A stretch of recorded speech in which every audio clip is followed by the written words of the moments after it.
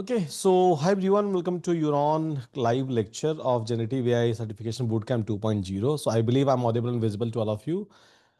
Good afternoon, everyone. So if I'm audible and visible, so please ping inside a chat box so that I can see your message. Okay, Subham, Praveen, Murli, Dhruv, everyone. Okay, fine. So I'm audible and visible. Great. So any idea, guys, what we are going to discuss today?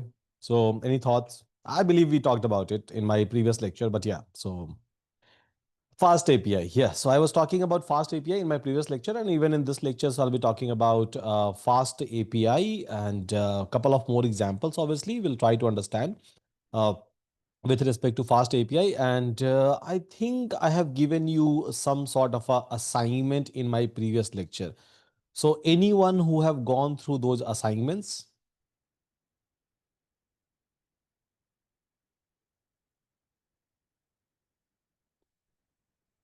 I'm like waiting for your answer. I'm just waiting for your response in your chat. So have I given an assignment? I am not able to recall for this batch whether I have given an assignment or not. So let me go and check inside your dashboard. So whether these assignments are available or not. Maybe I can just check it quickly.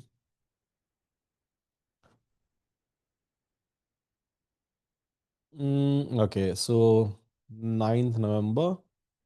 Fast API, zip was shared 8th November. Okay, no resource was shared. So I believe assignment I have not uploaded.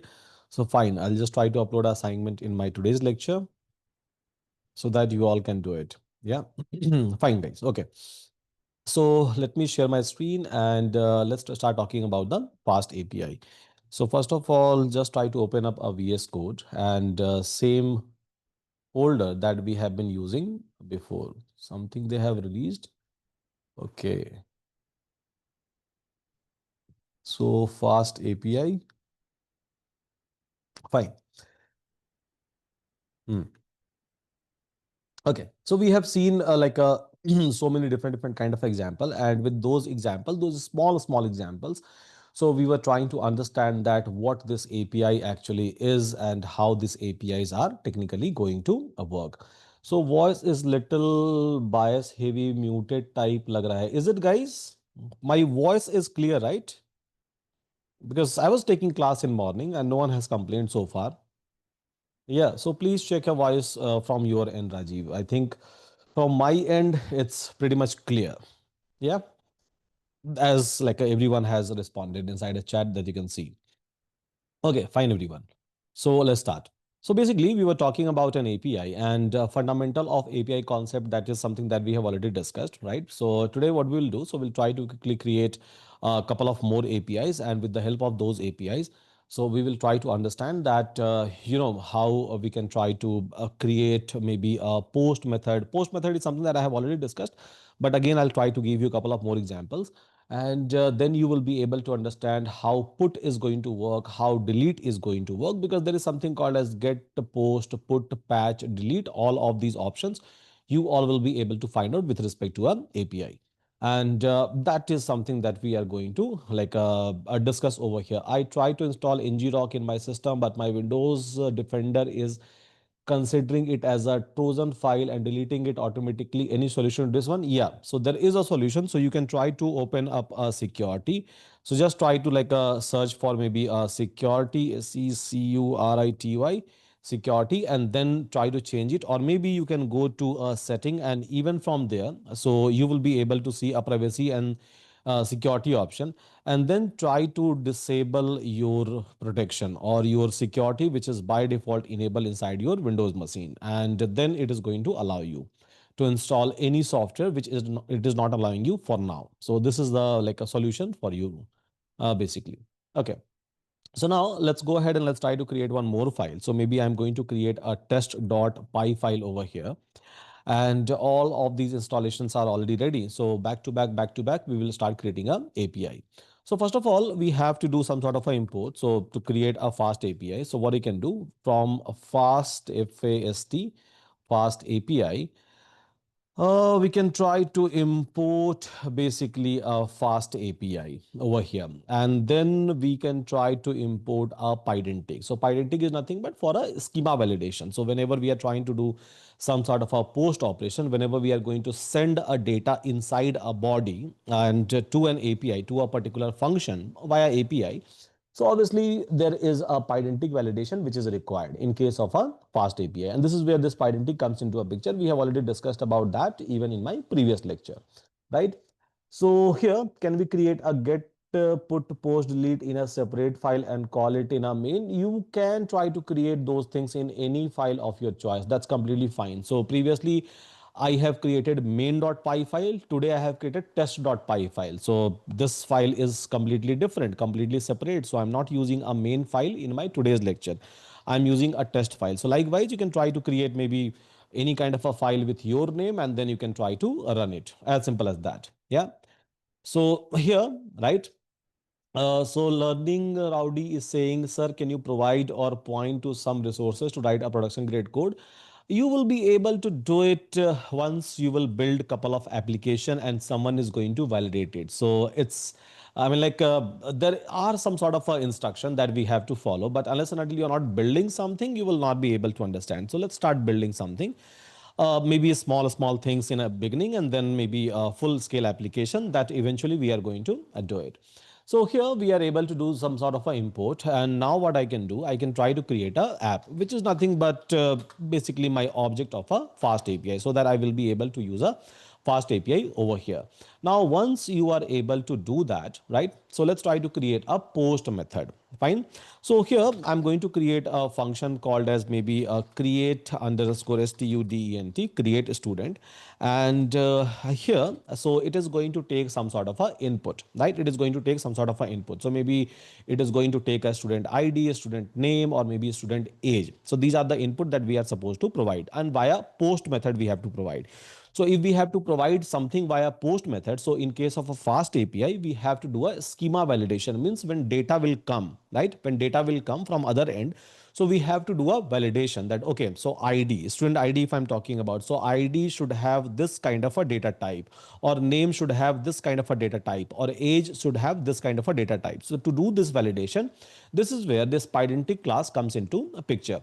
So here we'll try to create our own class. Let's suppose I'm going to create a student class over here. So student student, and then I'm going to inherit a base model. Base model is nothing but it is going to allow me to do a schema validation, right? So basically this is an inbuilt pydantic class which is already available, or you can say pydantic super class which is already available to me, and which is going to help me out in terms of doing my own data validation. So here what I will do, I'll try to keep id is equal to integer, then I'll try to keep name is equal to string, and then I'll try to keep maybe a student age is equal to integer. So these are the three data type or three data which I would like to provide. From where?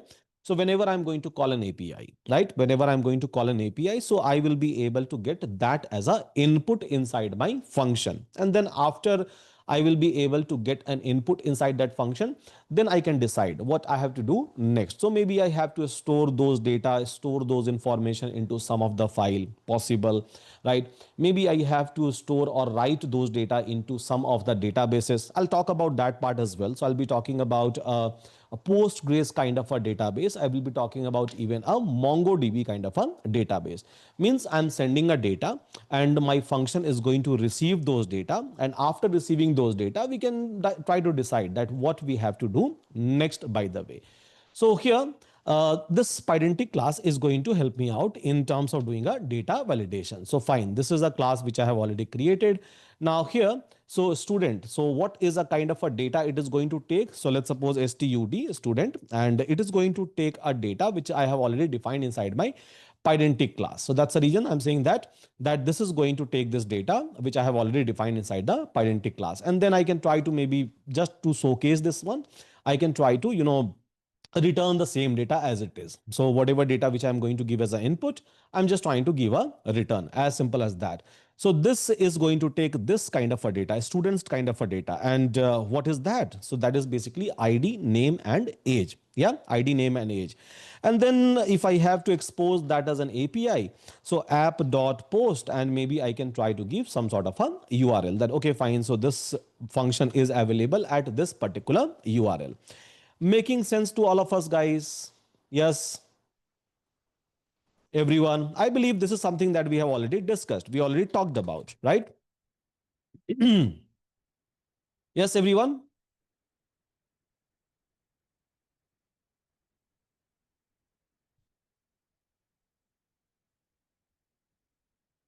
Yeah. Simple. Same thing we have discussed even in last class. I believe we talked about a post method. We talked about a identity classes, why identity class is basically important, and what is the like a raw concept between or behind the API things, right? So that is something that we have already discussed. Okay. Now, so if I have to run this particular file, so how I will be able to run this file? Anyone, any idea? So my file name is test.py file, by the way.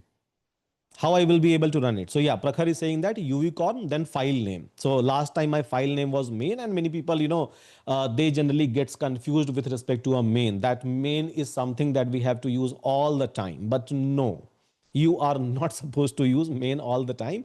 Your file name can be anything or any name of your choice, as simple as that, right? So anything or any name of your choice. So for example, as of now, my file name is test.py file. So if I have to execute it, so UVcorn and then a space file name colon app name. So what is the app name which I have given? App over here. I can try to change even this one. That's completely okay, right? That's completely okay. I can try to give any kind of a name of my choice. You're not supposed to keep all the time app. It's your choice, by the way, right? It's your choice. So here, yeah, so Praveen is saying UVcorn XXX means technically a file name colon app. If I'm going to change this name, then change your app name as well. Again, XXX, maybe some other name you can try to use, and then you can try to hit it. You can, if you are going to hit it in a reload mode, hyphen reload. So in that case, again and again, you don't have to stop the API and then, like run it. So once you are going to load it in a reload mode, so automatically whenever you are going to make any kind of a changes in this file, API will try to refresh it. So continuously you can keep on writing a code and then you can keep on testing a code. If you are not writing a reload, then in that case, obviously you have to stop and then start, stop, start, stop, start. So this is something that you have to do again and again and again. Okay, fine. So this is something that we have created. Control S, save it. Now open up a terminal and let's try to execute this particular API, and then we are going to test it. Yeah. So here, UVcorn, UVcorn, my file name is test colon, my app name is app I have given, and then hyphen reload. So in a reload mode, I'm going to execute it. So execute. And if everything is going to be fine, then my API will be live at this particular URL. And I believe we all understand what is the meaning of this URL. So 127.0.0.1 means localhost, my machine IP address, right? My machine IP address, not a public IP address. Basically, it's a local host IP address I'm talking about. So public IP address is going to be different. So which has been provided by ISP, right? Internet service provider. Now here, so inside my machine, so I have a different port. By default, I'm using 8000. If I would like to execute it maybe on some different port, I can do that as well. So I have that capability inside a fast API. I can change any kind of a port number or maybe between a range of port number. So fine. As of now, this application is up and running. Now I can go and I can try to test it. How I can test it, guys? Yes. How I can test it? Yeah. So I can test it via Postman, because Postman is an application, so which is providing us an option. So from there we can send a request and then we can pass a data, and eventually it will try to give me some sort of a return. The return wise, I have written whatever data I am passing it to you, just give me that as a return. I will be able to see a return, and if I'm able to see a return, simply means that my API is working, right? My API is working. Part number one. So this is one way by which you will be able to do a testing. Any other idea? Any other way by which we can do a testing? Yeah. Okay, so Prakhar is saying slash docs. So yeah, there is something called as, in case of past API, so there is something called as Swagger UI. They are going to provide you. I'll be talking about that as well. So that will be available at slash docs, and even you can go over there and you will be able to test your API. That is also possible. Yes, true. Any other approach, by the way, guys, by which I can test it?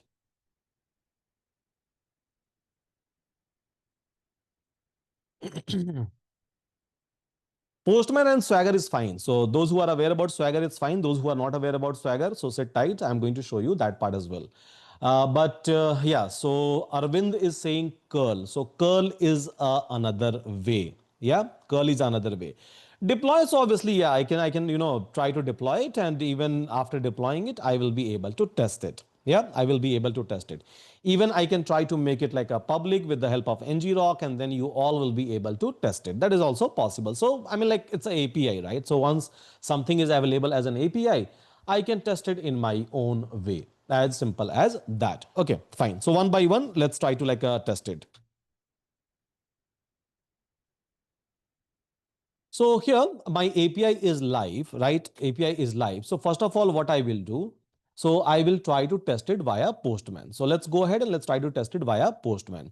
So I'll go to Postman, right? And what is my method type? My method type is post. So I'll be selecting post, not get, not put, not patch, not delete or any other things. I will be selecting post over there. And then obviously it's running on local host 8000 port number. And then I'm going to give a route. Yeah, route.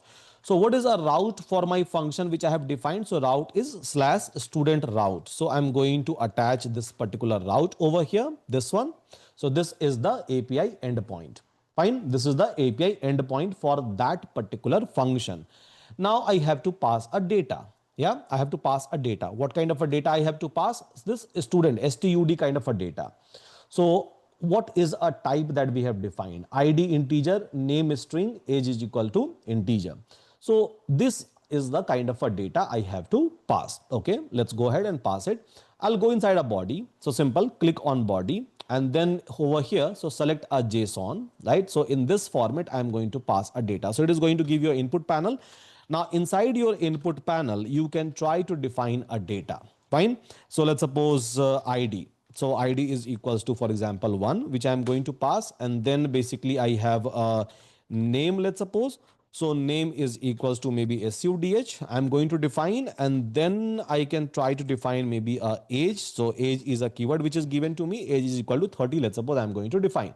Now this is a data ID, name and age. So as per my definition of this input data type, which is getting inside my function. So I'm going to pass a data, and once I'm going to pass a data, bingo. So it is going to return the same data, and if everything is working fine. Yeah. Okay. So I'm going to send this particular data, and yes, it's a 200. Okay. And even if I'll check my terminal, so it's giving me 200, right? It's giving me 200. It simply means that I'm able to pass a data inside this function, and same thing I'm able to return, right? So the purpose for which I have designed this function. So yes, this function is working. I'm able to pass a data.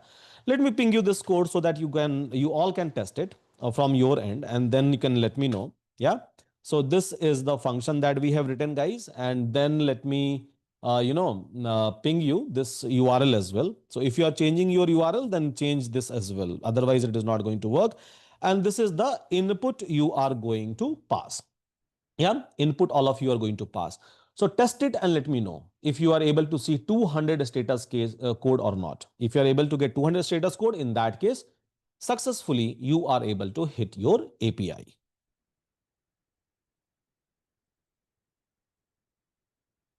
Will Postman response work only after we make the app live? Yes. If your API is not live, then Postman is a separate application, and your VS Code, and inside that there is a Python application, technically a Flask application which is running. That's a completely separate application. So Postman is nowhere attached with your application which is running, Python application which is running, or API application which is running. So obviously API should be up and running, then only Postman will be able to understand. Otherwise, Postman will not be able to understand. Yeah. So Subham is saying it's working. What about others, guys? Yeah. What about others? Okay. Hebang is saying it's working. I'm looking for more response. Okay. Working, working, working. Good.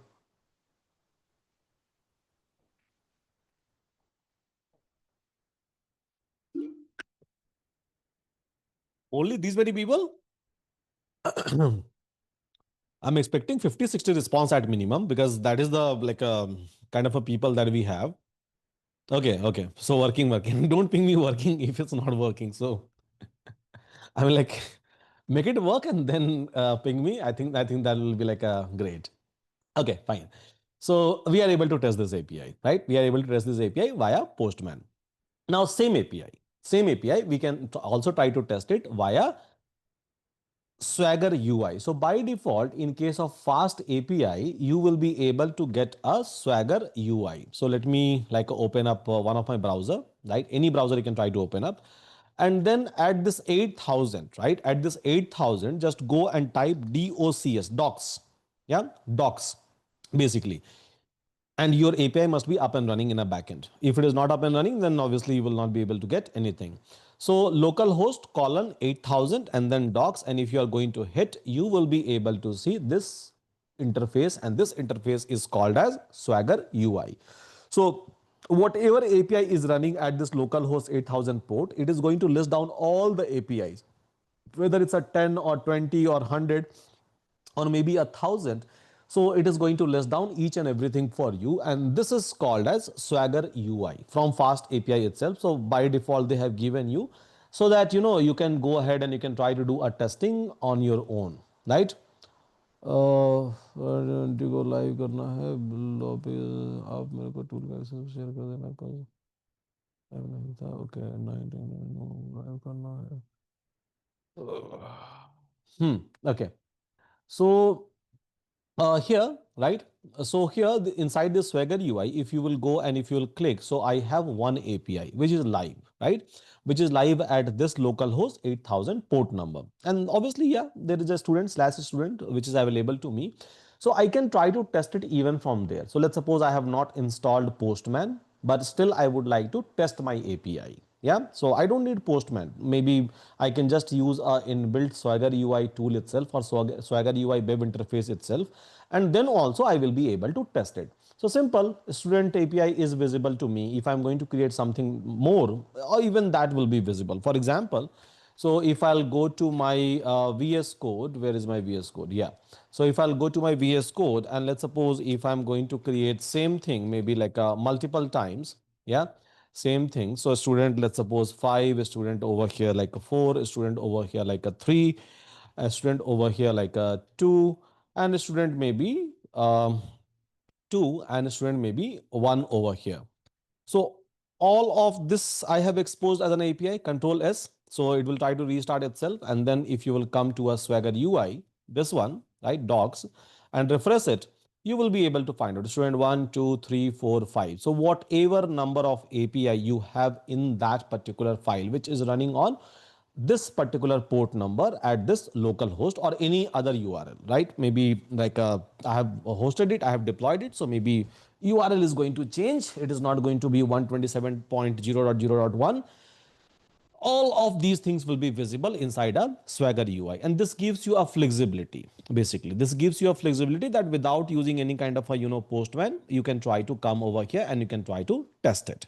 Click how you can test it. So you will be able to see an option called as try it out. Just follow my mouse cursor over here. So this option, try this out option. Are you able to see this option, guys? Try it out option. Yeah. Try it out option on this localhost colon 8,000 slash docs. Yeah. So you can try to click on, this try it out option, and what you are supposed to pass. So same thing you have to pass, basically the things that you are trying to pass it inside your Postman. I mean, like as per the schema, right? As per the schema. So you have to pass basically the same thing. So I can click on try it out.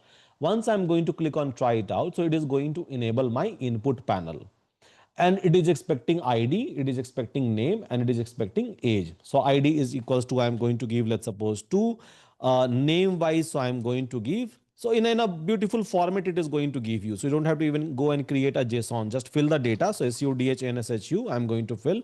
Age is equals to, let's suppose 30, right? So this is the beauty of this, Swagger UI. So by default, you don't have to even create a JSON. So it is going to give you a format. You just have to fill the data, and then you can try to click on execute. So once you are going to click on this execute, and if it is going to execute it successfully, you will be able to see a status code 200 successful execution, and then response body. So you have requested, you have sent a request, right? You have sent a request basically. So request body wise, this will go as an input. And then here you will be able to see a response. So here response body is this one. And this is what I was trying to return, right? So whatever I'm trying to give as an input, same thing I have returned, right? Same thing I have returned. So over here, I will be able to see a response body. It simply means that things are working for me. I'm able to test it. Yeah, I'm able to test it. Is it making sense? Swagger list all the apps for a postman. We need to know the exact app endpoint. There is a difference. I mean, yes. I mean, Swagger is basically a inbuilt feature inside a fast API library.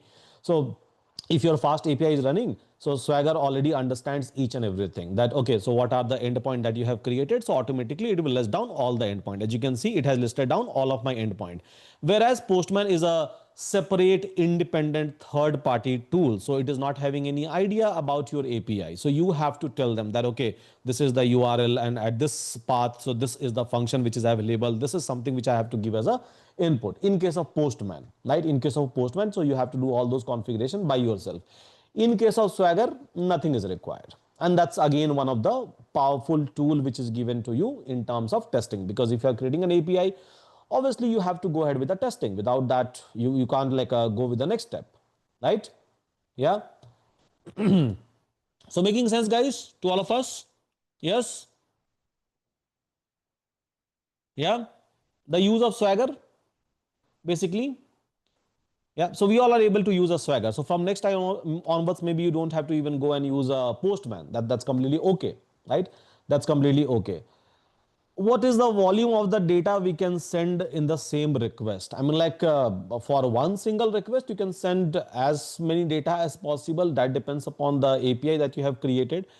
And again, so API is nothing but it's a function which is executing itself. So if you are sending some data which is beyond the compute power of your system, it will crash. As simple as that, right? So as long as your system is able to take a load of that data processing, you can send that much of data. So no scalability. We'll talk about a definition of a scalability and how scalability can be achieved. So once we'll reach that layer. Yeah. As of now, I think we are not even close to that part, a scalability part. Okay. Now, so here, we are able to send it. Now there is a third way, right? So one is a Swagger by which we are able to test it. Another one is a third way. So here you will be able to see inside a Swagger. So they have already given you a curl command, right? So curl is again another way by which you will be able to do a API testing. So from your CLI, obviously. So if you have that inside your system, so generally people with Linux environment or people who is using a Mac, they will be able to test it. In case of Windows, yeah, they have started giving you like a this support as well. But if you have not installed it, then it is not going to work for you. Let me show you in my system. Yeah, let me show you in my system. I have already done that installation. So I'm going to open up my CMD and here, so I already have a Ubuntu based installation. Yeah, a kind of a Linux based installation, you can say, those who don't know. So here I can try to open up my window in a Ubuntu mode. So it is going to understand each and everything which Ubuntu generally understands, right? Which Ubuntu generally understands. So let me do like a clear the screen. Yeah, clear the screen. And as of now, there is nothing at this location. Fine. And here, so I can try to basically send this curl. Where is my browser? Yeah. So this is a curl which your like a fast API Swagger UI is giving it to you. And even with the help of curl, you will be able to do a testing. That is also possible. Now, what is the meaning of curl? So curl is nothing but for a API testing, it's a command, you can say. And then X method. So this is a method name that we are trying to give. And then HTTPS, this is nothing but my endpoint I'm trying to give, as you can see. It is going to accept a header. So H is nothing but it's called as header, by the way. So this is header, right? Just follow along with my pen. So accept what? Accept JSON, and content type basically a JSON. So again, that is as a header standard I'm trying to pass. And then hyphen D is nothing but it's a data. So it's a payload which I'm trying to pass. It's technically called as payload, or you can say a data. Hyphen D is nothing but data. So data wise ID, name and age, this is something which I'm trying to pass. And yeah, so it is going to send a request, and if everything is going to work, so it is going to give me a response. So curl is another way by which you will be able to perform the exact same operation. Fail to connect to the local host 8000 after 0 millisecond, could not connect to the server. Localhost 8000, everything looks fine to me. So why it is failing, by the way? 404 not found. Why it is not able to found? 200, okay, 200, okay. Even with git bash, it will work. So I think I have that. PowerShell, it will not work because PowerShell, paste it in a very different manner. So those who is having a PowerShell, it is not going to work for you. In my Ubuntu, it should work. Let me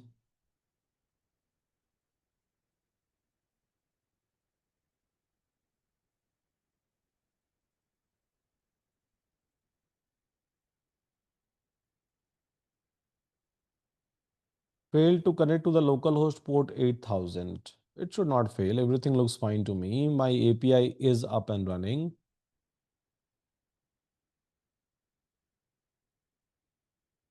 Execute once again. And yeah, so 200.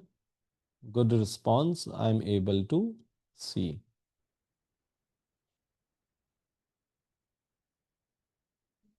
There is no reason which I see here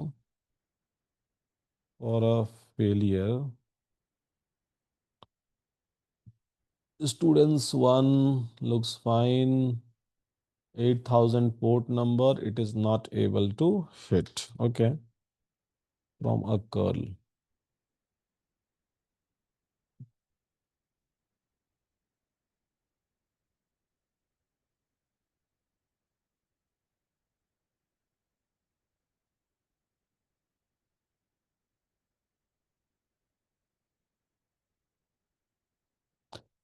Student 1, I have a student 1, a student 2, a student 3, student 4. So I have already tested this and on a student 1, by the way. And here, so I'm able to get a response. As you can see, it's a 200 response. It's a student 1. Same thing is reflected even inside my methods. It's a student 1. It should work. It's working from a Swagger UI. Same thing is working. I have just copy and pasted same curl command. Technically, it should like work. Mm, mm, mm, mm, mm.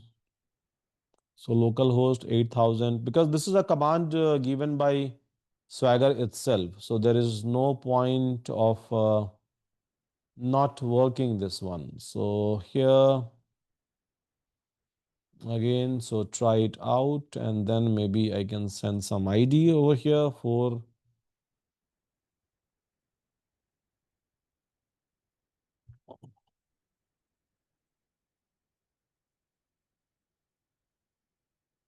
Yeah, so this is for a student 2. My port is open, so I think it should work just with the copy and paste. Hmm. So maybe I'll have to restart. Curl is not able to understand. So let me restart my app once. CLER clear. LOCL HOST local host. It is not able to understand. Okay.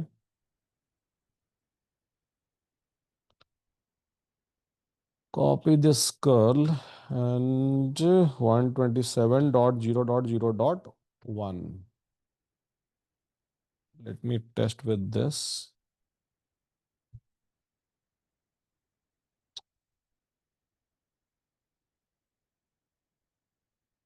Yeah, it should work. I mean, like there is nothing wrong in this one. This is not a command which I have written. So this is a command which has been given by Swagger UI, and it's technically working over there. So Ideally, it should work everywhere. I mean, like, there is no point which I see it is telling me that port 8000 after 0 second could not connect to the server. This should not be the case because I'm able to connect to a server from a Swagger UI. Even from a Postman, I'm able to connect, and even from there, I'm able to execute it. So I don't see any point of not working this. But yeah, if something is not, no, it's not going to work in command. Prompt Ubuntu is the only way.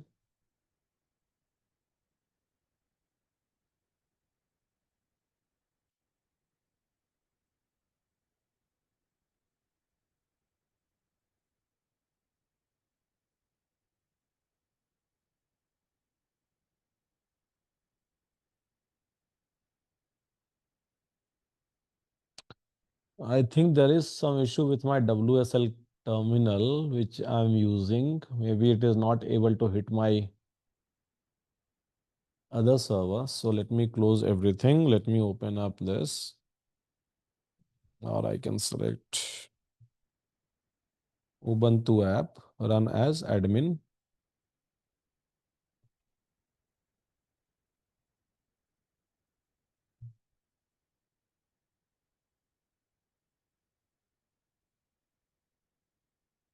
Even in a admin mode, I'm not able to execute it.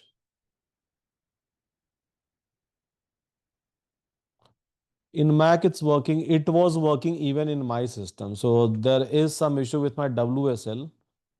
Technically, like the way I'm accessing my Ubuntu over here, it is not able to, understand, or it is not able to connect with the 8000 port. I have already restarted. So I have already restarted that. And like I said, so it should work. It will work all the time. There is no point of not working this at all. Maybe once I'm going to restart my entire system, then it is going to work. So fine, guys, not an issue. Will not spend much time over there. It will work. 100% it should work. It should work in the exact same manner which I am copy and pasting. The only reason could be the software which I am using, the Ubuntu layer inside my Windows machine which I am using. So maybe I just have to restart my system so that if there is a conflict between a port, it is going to resolve it. That could be the only reason. Because if something is working from a Postman, and if something I'm able to execute it even through this one, it should work. If you are a Mac user, if you are a, like a Linux user, then it will work, because ideally there won't be any kind of a conflict here. So I have installed Ubuntu on top of Windows machine. So it was working. I have already tested so many times. I have already used this way, this approach so many times. But yeah, so it's just a layered installation on a Windows machine, and maybe I have to restart so that automatically this port conflict will be resolved. That's the only reason, because it always works. As simple as that. Okay, moving ahead.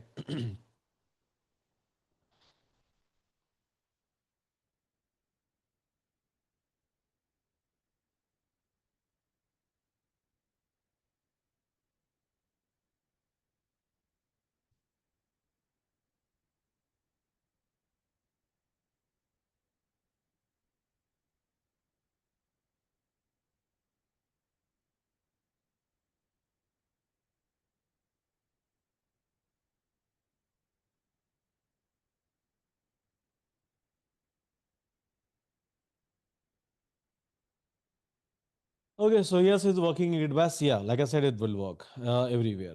Right? Okay. So Swagger, it's completely fine. We are able to understand. So Swagger always like try to provide us basically a UI interface by which I can go and I can try to test the API. As simple as that. So we are able to create a post, and with the help of this post, so we are now able to test a API, and we can try to create one. We can try to create many. As long as we want to create any number of API, I can do that.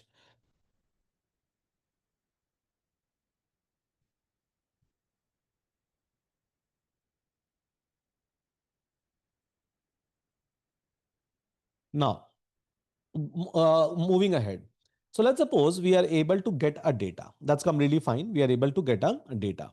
Now, if I would like to store this particular data, right? If I would like to store this particular data, in some places, maybe into some file system, I would like to store this particular data, means student data or student detail which I am getting. So I would like to store it.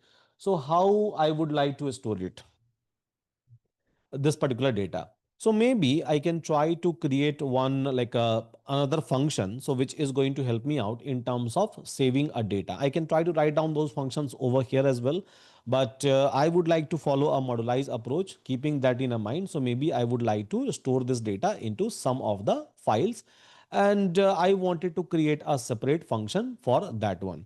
So here I'm going to create a function def save underscore student underscore to underscore file.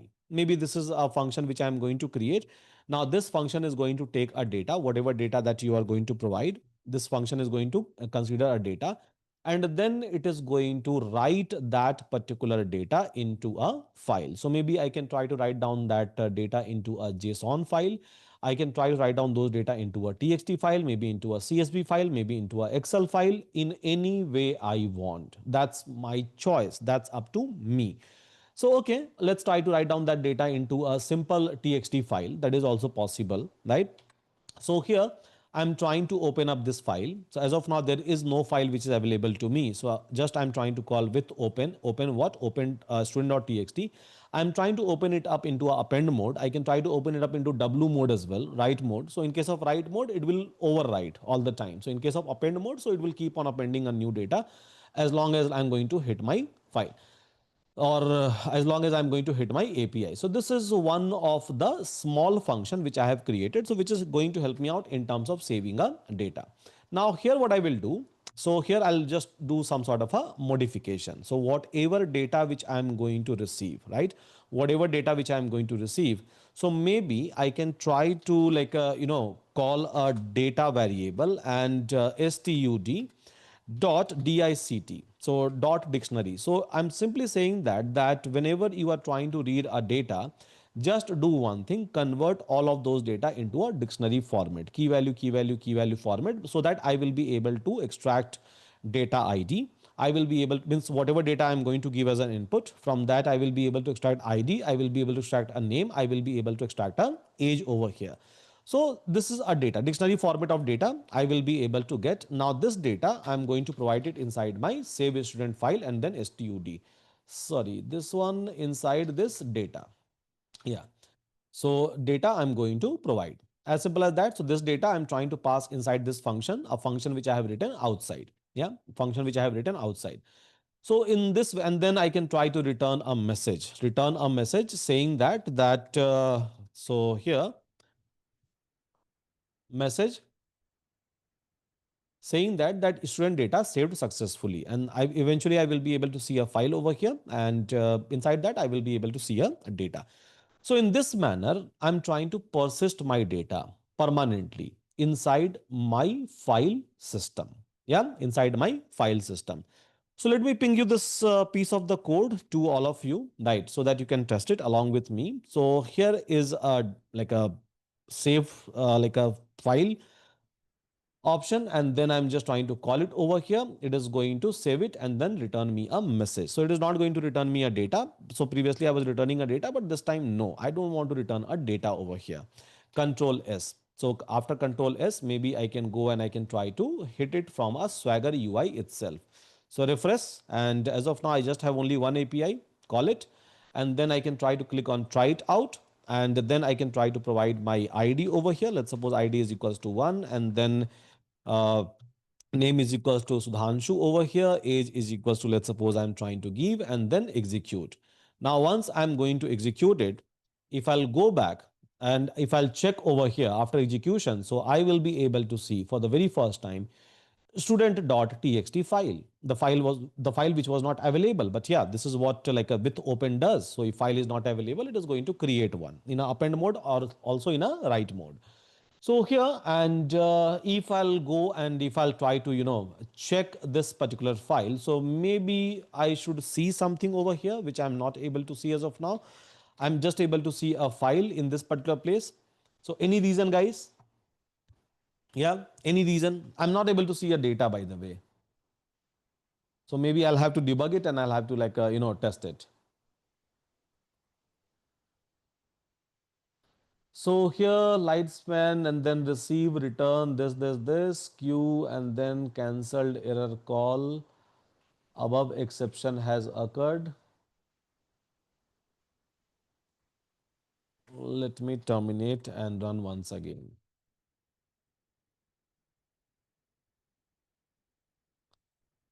From a Swagger UI, try this out. ID, so maybe I can try to give some number over here, a string, some number, and even over here, some numbers. Okay, so it is giving me this 500 basically internal server error kind of a response. Yeah, so it is giving me 500 internal server kind of a response. Any idea, guys, what is the meaning of this 500 like a internal error? Yeah, any idea? So why it gives us 500 error code?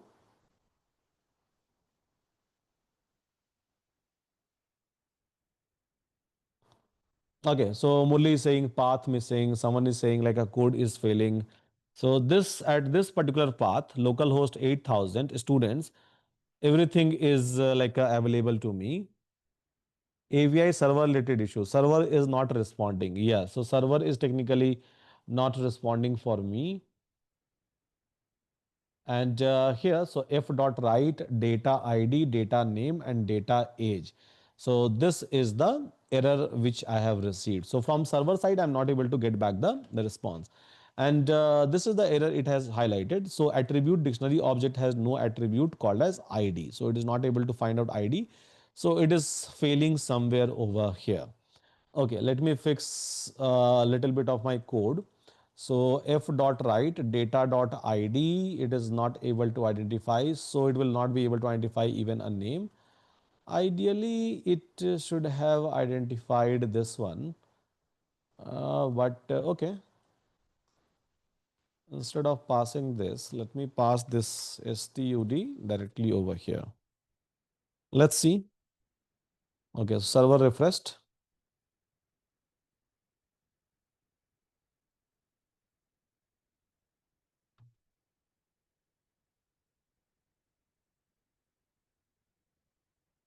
Try it out.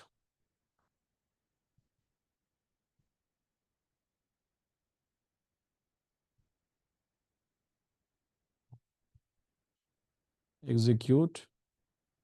Okay, so 200, and it simply means that student data saved successfully. So yeah, last time dictionary, just because of dictionary, so it was failing. Fine. So I've just removed the dictionary and I have just passed a data in the similar manner, and from there it is able to extract a data.id. So this is a simple data which I'm trying to pass, and data.id, name and age. I've just removed the dictionary part. So there is no need of converting into a dictionary. Anyhow, it is giving me into a JSON, and eventually it can read those data from a JSON itself. Okay. Now, if I'll go and check, so yes, my data is available. One SUDS 34. This is available. Again, I can go, I can try to hit it, and maybe with some different ID or some like a same ID, and I will be able to see the data. So execute once again, come back, and again, next record is also available. Again, I can come and maybe I can try to hit with some different data. And again, my record is available. So here in this manner, permanently, I'm able to persist all of these records. Yeah, permanently, I'm able to persist all of these records inside some of the file system. So I'm hitting an API, right? I'm hitting an API, and then eventually with the help of API, so I'm able to store some sort of a data inside my TXT file. Yeah. With dictionary, it is working. Ideally, it should work, but yeah, so maybe there is some version conflict and it was striking out my dictionary part. So I just removed it. Okay, so with the help of now post, we are able to store our data inside a TXT file. Fine. So we are able to store our data. That's completely okay. Now, I would like to store this data. I would like to create a function. I would like to create maybe a API, right? So that anyone can call my API, and they should be able to store a data into a database. database of my choice, maybe a SQL databases, maybe a no SQL kind of a databases, where they can go and they can try to store their data. So in that way, it will be like a real time, right? It will be a real time. So someone is calling my API and they are able to insert a data inside my DB, inside my databases. Let's do it, guys. So there is a database called as Neon DB, so which is nothing but self-managed, Neon DB. So this is one of the database, which serverless database, by the way. So where they are going to provide you a free instances. You can go, you can try to create your databases, you can try to connect with your databases, and eventually you can do all kind of a CRUD operation with respect to database, create, insert, update, delete, whatever you want. And they are hosting basically a Postgres database, means a SQL based database. So where you go, you try to create a table, and then inside a table, so you can try to insert all of your data. So what we will do, so how our flow is going to be, so we are going to create a API. Yeah, we are going to create an API, we are going to expose an API, so which is going to perform a create operation. So I can try to create any kind of records. I can try to sorry, so basically I can try to insert a record. I will be able to maybe update a record. I will be able to maybe delete a record. So create, insert, update, delete, all of these kind of operation I will be able to perform via what, via API. Because even in real time, this is what we are going to do. So whenever you go to any platform, you try to do a login, so technically someone has written an API, so you are hitting their backend system, and while doing a sign in or maybe like a sign up, in case of Euron, right, we have not provided you a sign up option, if you have observed. So directly you can go give a phone number, you will receive a OTP, and even if you are a new user, you will be able to get into a system, and if you are old user, you will be able to get into a system, and system will be able to identify you that okay fine, so what and all access you have. So if you are an old user and if you have some sort of access, it is going to show it to you automatically. So no need to like do a sign in, sign up, all those like lengthy processes. So this is what we have done in case of a Euron. But in majority of platform, you will be able to see they try to provide you a sign up option, then they try to send you an email verification. Once email verification will be done, so then you will be able to come back, and then you will be able to technically use their services, use their offerings. So again, everyone designs their like a entire sign in, sign up flow, auth flow in their own manner. We have designed in our own manner, as simple as that. We have like cut down some of the steps, by the way. So that again our user is not supposed to go through all those 3 4 kind of a steps. We were like trying to minimize that. So here again, that depends upon like us, and again depends upon the use cases as well that we are trying to solve. Now here, whenever you are going to hit, or whenever you are going to do a sign in or sign up, technically some API will be called, right, from a backend. And then it is going to check with the databases whether user is available or not. In terms of a sign up, so obviously you are going to fill up the details, you are going to give an email ID, it is going to check whether this email ID is available or not. If email ID is available, then try to give a message to a user that you are already like you exist inside my system, by the way. So you can directly go ahead with the sign in option. Again, you will go to sign in option. If you don't remember a password, then it is going to give you a forget password option. Technically, again, there is a function, so which is allowing you to update your password by following some of the procedure, right? Then I'm going to send you a forget password link option on a particular registered mail ID, and then from there, so you can try to come, and then you will be able to call a forget password, and you will be able to update your password, right? So updation scenario. In case of new year sign up, so again it's a creation that we are trying to do it. It's a insertion we are trying to perform over there. So Neon DB is a hosted database. So where you don't have to go and install a DB inside your system. Directly you can come and you can start using it. So just go to a Neon, and they are providing you a Postgres, technically a SQL system they are providing you. And then you can maybe try to click on sign up. You can come and you can try to fill all the information if you are a first time user. They're giving you a direct Google login as well. So click on Google, and then eventually you can try to log in. So just by clicking inside this one, I'm able to land into this interface, and I'm already using it. So basically this is a interface that they have given to me. So are you able to log in, guys? All of you. It's very quick and it's very easy. So I have already pinged you a link of neon.com.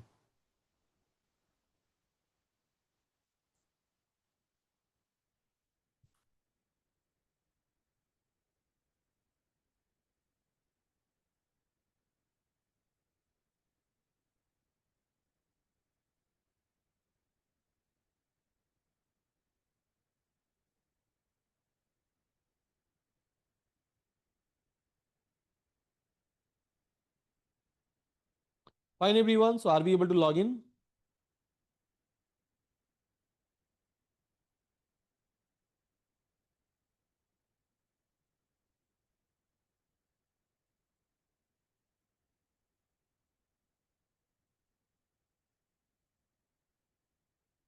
Yeah. It's asking for AWS or Azure. Just select any free option. So whichever is providing a free option and then go ahead. So maybe you can just select AWS for now. Yeah. So once you are going to do that, so maybe I can click on this new project. No need to add any kind of a card. So here it is asking me for a project name. I'm doing this process. So I think you guys are stuck over here. Maybe like a, so here I'm going to give a project name. So maybe Euron API. Yeah. Euron API. And again, I'm going to select AWS if it is giving me like a free, and then I can try to click on create. So they are going to give you a shared instances, not a dedicated one. So if you are looking for a dedicated one, they have that option as well. But yeah, for that you will have to add your card, which is not required at all, right? Which is not required at all. So now it is telling me that, okay, fine. So this is technically active, right? This is technically active. I'm inside my Euron API. If I'll go inside my dashboard, so I will be able to see all my project, Sudhanshu, which is a free, basically, I can create even organization for me. So I'm inside Euron API. This is a new project which I have created, and this is my project dashboard that they have given to me. I can click on a very first option called as connect, right? Called as connect. So basically, this Neon is a serverless, some like a managed DB, which they are providing it to you. You are trying to hit that DB from your local system or maybe from some other server, right? From some other machine, you will try to hit it.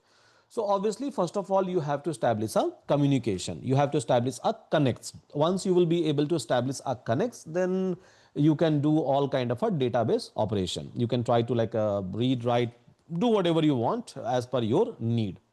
So, and with the help of API, we have to do it. Yeah, with the help of, so we have to expose API for each and everything. So here I can click on this connect, and this is going to give you a string. And inside this string, you will be able to see your username, and you will be able to see your password as well. So this is technically your password, the highlighted one. Just follow my mouse. So this highlighted one is technically a password, which is by default available in a static mode. When you are going to click for copy, so it is going to show you the password. Yeah, it is going to show you the password. As simple as that. So here you have to copy this snippet. So just copy this snippet, and maybe you can try to keep it somewhere. So I will go to my VS Code, and I'll try to keep it maybe here. Pass neon.txt file. Inside this, I'm going to keep this entire URL. Yeah, this entire URL I have copied. I'm just keeping it in some separate file so that I can use it whenever I want. I can try to use it. Okay, so that is done. So this is technically required to connect. Now I can try to connect it, right? I can try to connect it with this particular database Neon DB, which I have created with the help of this URL. Now cut it. Yeah, cut it. Now here you will be able to see an option called as SQL editor option. So they are giving you a beautiful UI interface where you can go, you can try to create a table, you can try to establish a relationship between the tables, you can try to even write a query. Every option is available in a very, very simple manner. So you can come over here and you can try to click on SQL editor, this particular option which I am highlighting you. Yeah, this particular option. So you can try to click on this SQL editor. Yeah,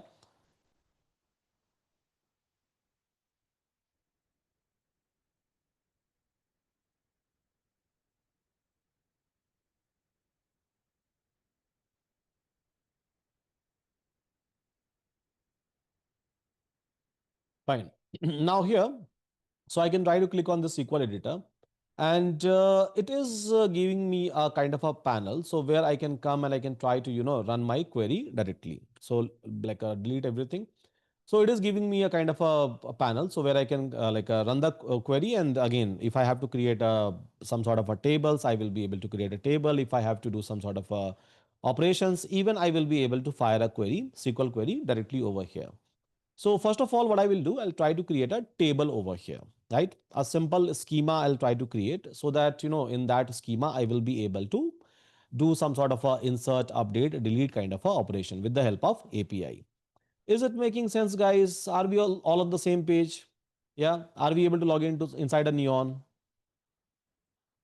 And we have not done anything, by the way. So we are just like, we have created a project and we are looking into a SQL editor. If you will click on this table, so you will not be able to find out any kind of a table so far. This is a new project which I have created, which is nothing but a database name, Neon DB. It has created by default, right? And yeah, so you will not be able to see literally anything, means literally anything for now. Yeah. So you can try to go inside a SQL editor, and then inside that, maybe we can try to create a table. Okay, fine. So I'm looking more yes from everyone. Yes,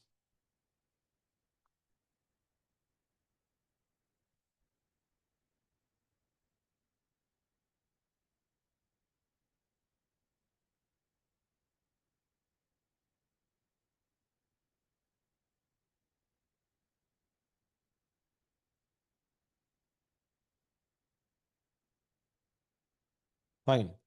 So here, first of all, let's try to create a table. So create table, I believe schema is very simple. Create table, table name, and then we can try to define the schema, and whatever the schema that we are going to define, it is going to create eventually a table for me. I believe we all are aware about the like a SQL system, right? A little bit about it. I'm not saying that you should be pro in a SQL system, but yeah, a little bit.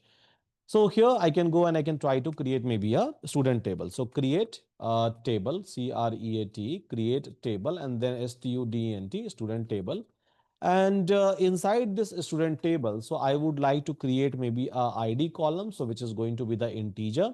I can try to like make it as a primary key if I want, if I don't want a duplicate. So maybe primary key I can try to define, and then I can try to define a name. Name is going to be worker. So worker is nothing but equivalent to string.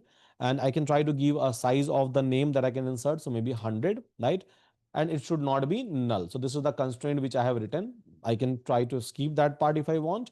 And then I can try to give a age, and age should be integer. So age should be integer, and then it should not be null.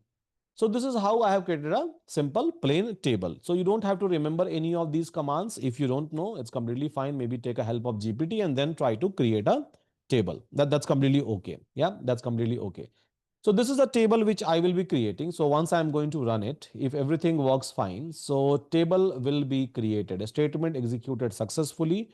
Okay. So it has executed this particular statement successfully. And now if I'll go to my table tab, I will be able to see some table over here. So schema, and then tables. So yes, there is a student table which is available over here. Column name is ID, name, and age constant. So everything is available in UI. So now I'm able to see a student table. Now inside this student table, I am going to do each and every operation. So maybe I'll try to insert a data, because as of now, if I'll go and check this particular table, so I will not be able to find out the data inside this particular table. For example, so now if I'll go and if I'll try to fire a query, that select SELECT, select a star from student student. So obviously I will not be able to find out any kind of a data inside this one. So student create, okay, it had executed the same run. Let me execute this, just this part.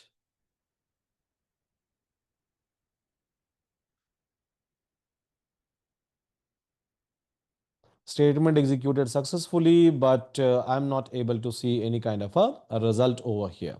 Means there is no data which is available inside this student table. Fine. Now I can try to maybe insert something inside this table, and then I can try to perform or I can try to execute the same command, which is going to eventually give me the data from this particular table. Now, insertion wise, I don't want to insert directly.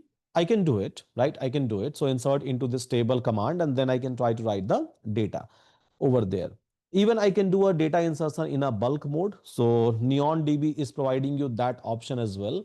But I would like to perform all of this operation with the help of my API. Yeah, I would like to perform all of this operation with the help of my API.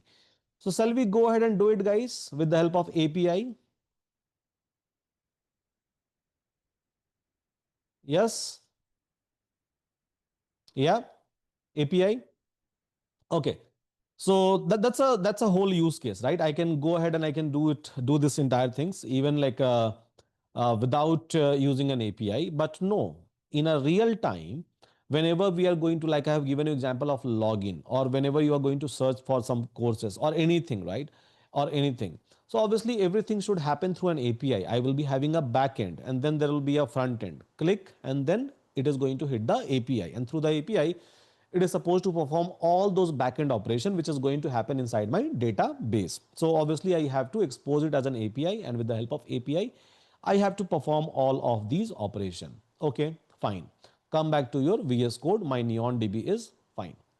So I'm coming back to again my test.py file, same file where I was like writing a code. And here, so I can try to create a variable DB URL, right? A database URL, which I have already stored inside some of my files. So this file inside that, I have already stored this one. So this is my database URL. As a string, I am going to store it. Fine. So in this variable, DB URL variable, I have stored this entire URL. Again, it looks fine. Yeah, again, it looks fine. Now, once I'm able to like get this URL, so first of all, I have to establish a connection. So unless and until I'm not going to establish a connection, things are not going to work, right? So to establish a connection, or to maybe like test a connection, so I have to write some piece of a code. So maybe I can try to write one independent function called as get connection. So def get underscore co_nection connection. So basically, I'm going to send this URL, right? And this function technically is supposed to check whether I'm able to successfully connect with this URL or not.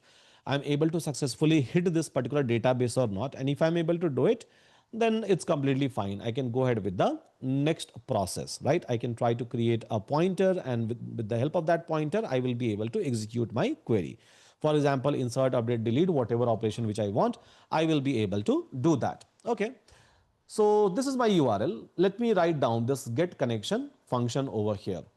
Now, in case of basically this like a Neon DB, so I have to do one small installation. So to do this installation, so what I have to perform, so I have to, let me open up a new terminal, and inside this new terminal, so I have to install something called as pip. So for every database, there will be a driver. Driver is nothing but a kind of a program, so which is going to allow me to execute some of the libraries. So here PSY COP G2 hyphen BINARY. So this is basically an installation that you have to do. So once you are going to do this installation, then with Neon DB, you will be able to connect. So hit enter. If everything is going to be okay, then it is going to install. So requirement already satisfied. I have already used it so many times, right? I have already pinged you guys. So this is the library. This is the binary that you have to install uh, to execute this URL, or to like, reach out to this particular URL. Let me comment, and inside that, so let me keep this pip install so that even in later stages will be available to all of us. So this is our installation that we have to do. Now with the help of this installation, I can try to write some sort of a import. So maybe import what? So import the library which I have already installed for my Neon DB. And then from this one dot extras, there is something called as extras, import real dictionary cursor. So this is something which I need. So I have just done the import. Let me ping you this import part, which I have done for Neon. And then here, so get connection URL, right? Get connection URL function. So inside that, I'm going to simply call PSY, this one, and then dot connect, and DB URL, this URL which I have copied. So I'm just trying to pass this database URL, and then cursor factory is equals to real-time dictionary cursor. And this is going to return me a connection string, CONN. Let's suppose in this variable, I'm going to save it. And this is something which I will be returning. So this function is doing nothing. This function is just trying to connect, test a connection or establish a connection, because for every database, right? For every database, you have to establish a connection in a very first place. So here is my local. and here is my DB, right? Neon DB is something that we are trying to use. So from local, I'm just trying to send a request that, okay, so this URL is a valid URL or not. Because if you are going to make some sort of a mistake in terms of this part, right, or maybe any part of this URL, it is not going to work, right? Any part of this URL, it is not going to work. So from my local, I'm just trying to send a request to my database so that it is going to return me the connection. And again, every database in a practical manner, every database will be having a limitation on a connection. So it's not like you can open up a thousands of parallel connection. No.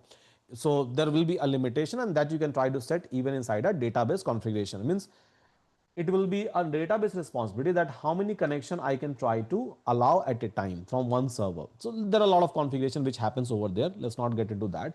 My objective is to hit my database, right? Hit my database from my local system by exposing it as an API. Yeah. So by exposing it as an API, so if it is available as an API, maybe I can try to expose to the outer world, and anyone from the outer world can also hit my database, and they will be able to store our data.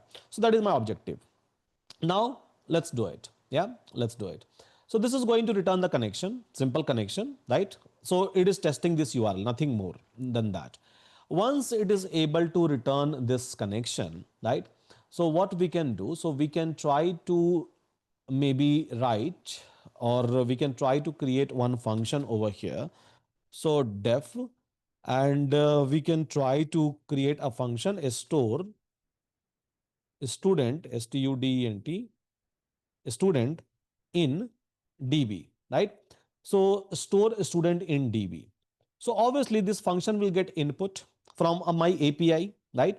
So this is going to get basically what? So this function is going to get a input from my API side. So whenever I'm going to execute the API, what kind of a input? Same kind of a input which I was getting from my previous function, same kind of an input. So here I was trying to pass ID, name, and age, right? So it is going to get ID, name, and age. And same schema I'm trying to maintain even inside my table, right? Inside my databases. So it will be getting it. Here in my previous example, so I was trying to save this data into my local file, .txt file, right? I could have saved that into a CSV, Excel, or maybe into a JSON file. But this time I have to save it inside the database. Okay. So first of all, to save anything inside the database, I have to establish the connection. So I'm just calling my get connection URL function, which I have already created. So which is returning me connection string, right? Success and connection string. So first of all, connection string will be opened once anyone is going to hit my API, right? It means hit this particular function. So connection string will be open. And then for almost all the databases, you will be able to find a function called as cursor. Cursor is nothing but a pointer. So let's suppose if I have a table, right? If I have a table, and inside table I have a ID, name, and basically age. So it will try to, like, write a first record. So pointer will be available here, then pointer will be available here in this way. So this is where this cursor comes into a picture. So cursor, you can try to create it out of connection. Most of the databases, same thing is going to happen. So connection dot cursor. So cursor means pointer you will be able to get. And then what I'm doing nothing. I'm just trying to call insert into a student, same SQL statement from Python, and insert what? ID, name, and basically age. Yeah, insert ID, name, and age. So this is my query format. This is my query format, which I have parameterized it, because data will be coming here, right? Data will be coming here in this class format, and then student.id, student.name, student.age. In the similar manner, I was trying to extract this data, right? Extract this data when I was trying to save it inside the file. So in the similar manner, so cursor.execute means this pointer.execute and then commit. After execution, commit it means now database will be having this data set permanently. And then cursor.close. So I'm closing the pointer, and then I'm closing a connection as well, right? So closing a pointer, then connection as well. So whatever we have opened in the similar sequence, we are trying to close it one by one, one by one, one by one. So technically I'm taking a data and then I'm trying to store it and then closing the connection. So this is what this function is going to do. This is what this function is technically going to perform. So now let's expose it at maybe some URL. So app.post, and then maybe I can try to expose it at student slash db slash, maybe I can say insert, right? So this is a URL which I have created, and whoever is going to hit this URL, they are supposed to pass a data. Data should be aligned with the pydantic one. Once someone is going to pass a data, it will insert that data. As simple as that, right? If my connection is going to be successful, it is going to insert the data. I can log in into my database. I can go, I can try to check. I will be able to see my data set over there. So control S, guys, everyone. Yeah, control S, and then let's try to test it. So maybe I can test it through a Swagger UI, maybe through a curl command I can try to test it. Maybe I can try to test it through a postman. Maybe you can write a code in Java, .NET, or some other programming languages, call this one, and then you can try to test it because it's a API now. And with the help of API, you are hitting your database now.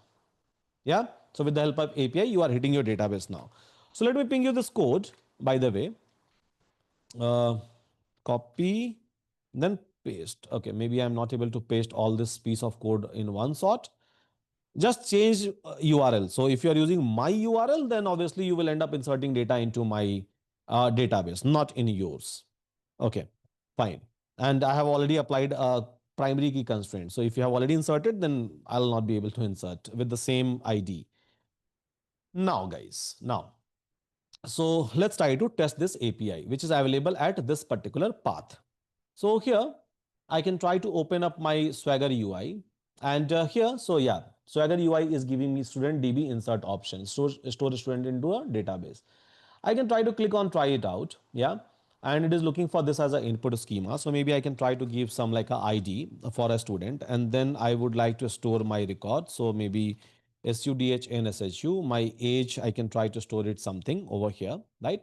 Okay. Now execute it.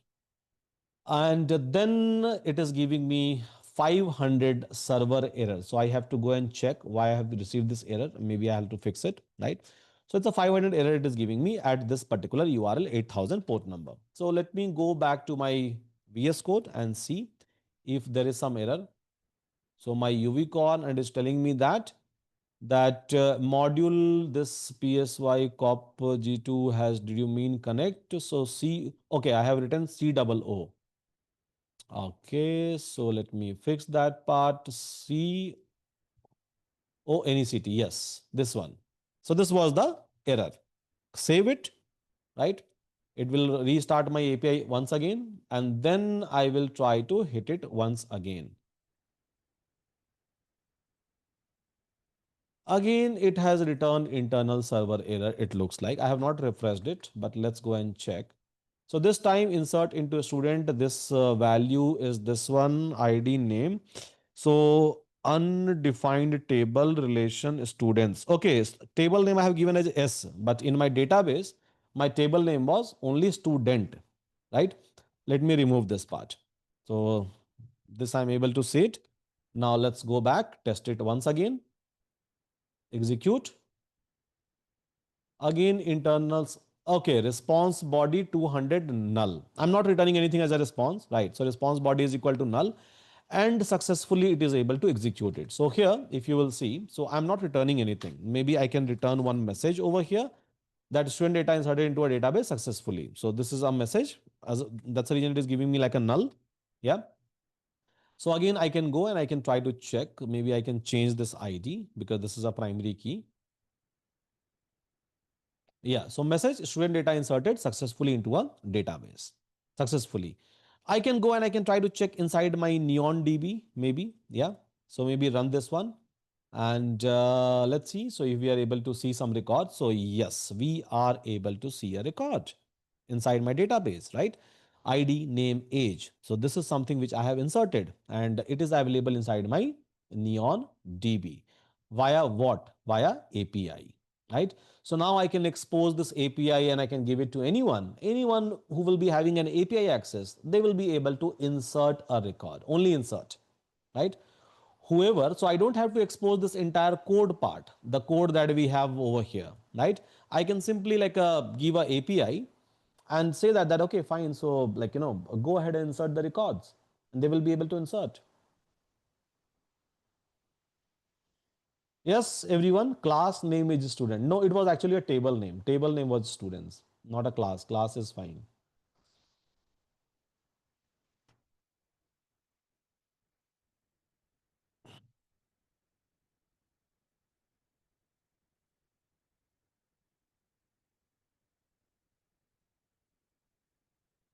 Yeah. How to kill last executed terminal API server? So control C. It's not a last executable. Basically, your API server will be up and running all the time. Yeah. So in DB, I can see the data. So how many of you are able to insert a data? Yes. Okay. So Praveen, Rohit, Venkatesh. Okay. Working. It's an amazing thing, right? It's an amazing thing to see something which is like working in a real time. So in a real time, so there is a new DB which is not in my system, which is somewhere else, which I can use even as a production system. And yeah, so we are able to hit it with the help of APIs, right? I'm able to hit it. So now if I have to expose it with the help of NGINX, sorry, with the help of NGRock, can I say I can do it easily? Right? So maybe I would like to expose this API to all of you. I would like to give this API to all of you. That okay, fine. So like use this my API, and then you can try to insert your data into my database. Yeah. So I can try to expose it as an API. Sorry, I can expose it as a HTTPS over NGRock, and then you all will be able to insert the record. So my API will be global. Yes, everyone. So are you able to relate a concept? So when I say that we go to any platform and we try to do a sign up, someone has written a function, you fill the data goes inside, call some functions, allow the sign up. Means data will be stored inside your DB, right? Your username, your password, your registered mobile number, email ID, whatever input that they are taking. Again, so whenever you click on forget password, right, some function will be called. It is so that function is going to send a mail maybe with a URL or some link to you. You click on that link, and then that is going to give you a pop-up to change your password. Then new password will be updated. So again, some function will be called, and with the help of API, so we are trying to establish the communication. And your backend is going to be technically a database, some sort of a database, maybe a SQL database, maybe a NoSQL database. As of now, we are trying to use a SQL database over here.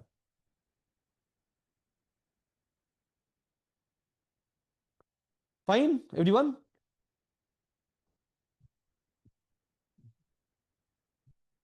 Yes, not able to insert into a DB. So why? What is the issue that you are facing?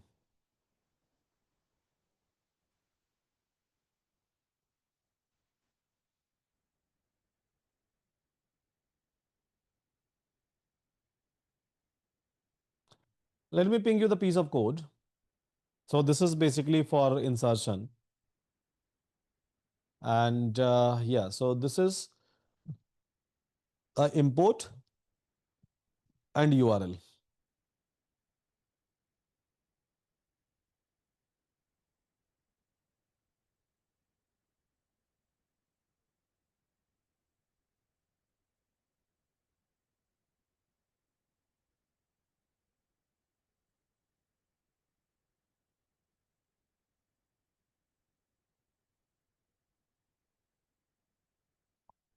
Okay, so anyone who is facing any kind of a issue, guys? Anyone?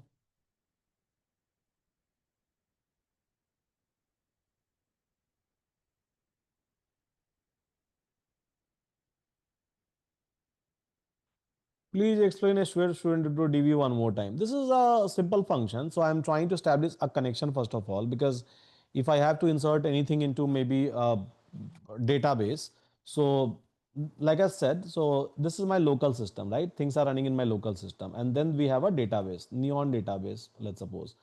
DB, right? So like Neon, there will be like a hundreds of database you will be able to find out there. Hundreds of providers you will be able to find out there, right? There are many people who are selling their platform. Neon is one of those, and not hundred, I would say thousands. So those platforms are in thousands. Even you can connect with your AWS, Azure, and GCP, and you can do the same. So from my local host, I am trying to hit this Neon, right?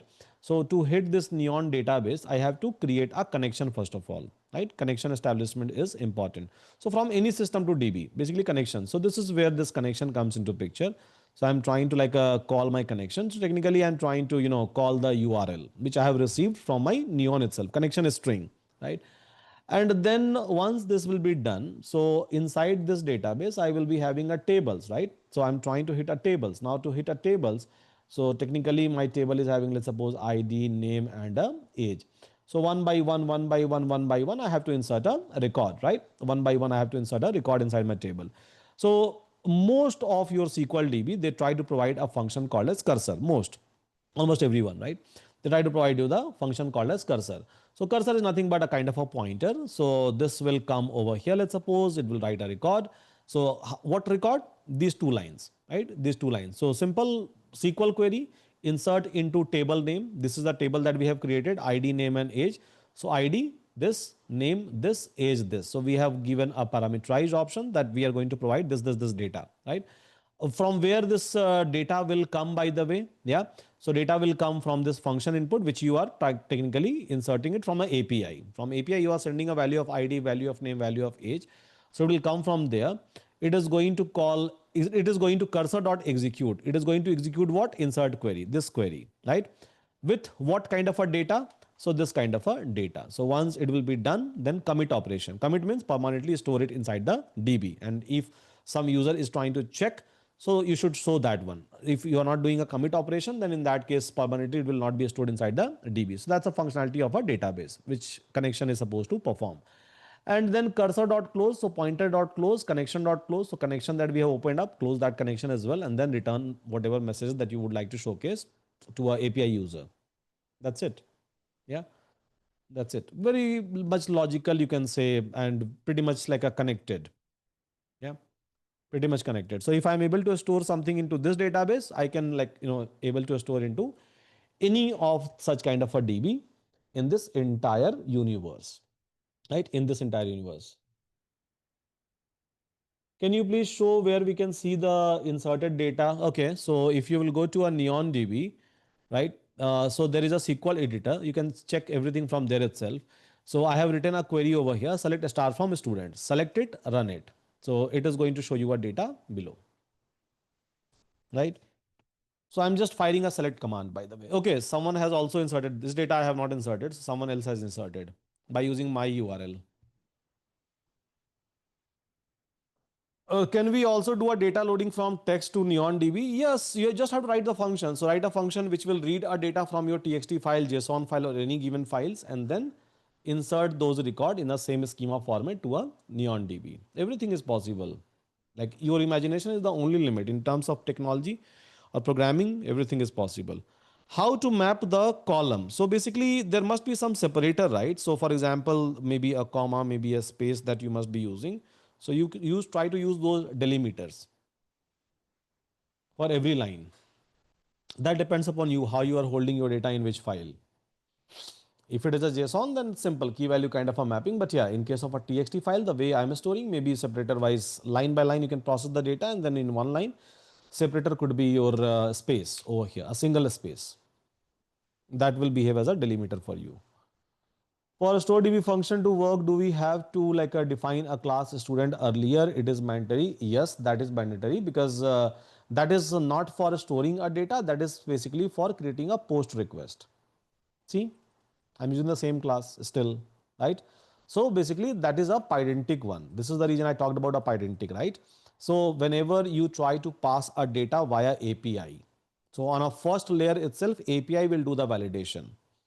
Database means we are just trying to store the data, right? So whether we are storing it into a TXT file or maybe a database, it's the same story, right? But when we try to pass a data, so this is where this pydentic comes into a picture. So obviously I'm using it even over here. So nature of the data is going to be what? It's coming from that class. Can you please show the way you call the API? So as of now, I'm just using a Swagger. So in case of Swagger, it's nothing, I would say. Like, go over there. Right. I'm able to see basically this one, student slash DB slash insert. So this is something which is visible to me directly. I'll just click on try it out. And here is the input. So input wise, I can try to provide some sort of a ID over here. Right. And then maybe I can provide some, like, a name over here. I can try to provide some sort of a age over here. Execute. If everything going to be good, then I will be able to get code is equal to 200 and whatever, like, a response body which I have written. So, and I can go and I can try to check that even over here, that whether my data is inserted or not. So yeah, this data which I have inserted, so I can see that data here, record number 4. Understood the use of class basically to pre-validate the input to confirm the identity. Exactly. Yes. Many people generally gets confused when we talk about a identity, right? So this idea is not clear, but it's very simple. See, whenever you are hitting your API, you are passing a data. Which data? This data you are trying to pass, right? For this API. Yeah. So basically, when this data will go, it will, for example, I'll try to show you one example. So ID, right? Okay. Now tell me one thing. In terms of pydantic, in terms of data input, I have defined ID should be integer. Agree everyone? ID should be integer. Yeah, ID should be integer, right? Everyone? Yes. Now what I will do, I will try to maybe like insert some floating point number. Yeah, I'll try to insert some floating point number. Now execute. It's a number, right? It's just a number that I have like given. Now here, so it is giving me 422 output and it is giving me a detail. Just read out the detail. Type integer from float. LOC, so basically body ID. So inside a body ID parameter, ID value that you are trying to pass, it is telling you that message should be a valid integer. Got a number with a fractional part, input was actually this. Now this is basically coming from where? Yes, where? This is coming from which place?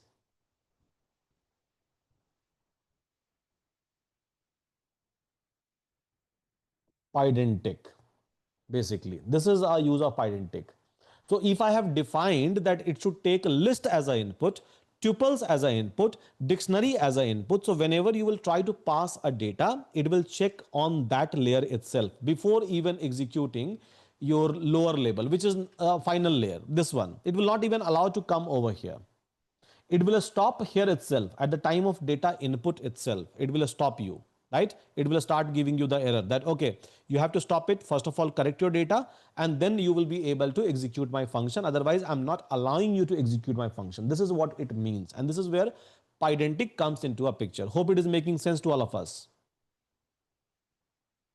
Yes, why we are using pydantic. So I don't think that in your entire life you should get confused. And again, you will be able to see pydantic many places when we are going to create a models and then our own model, right? When we are going to create our own model and then we are going to do a validation, even when we are going to use a LangChain kind of a library, LangChain, LangGraph, Crew AI, all kind of a library. So everyone has, because every time you are, even it's an agent or some AI system, right? You are going to pass a data, some input, some messages you are going to pass.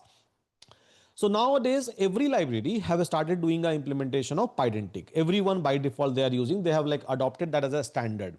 Before that, it was not a standard, right?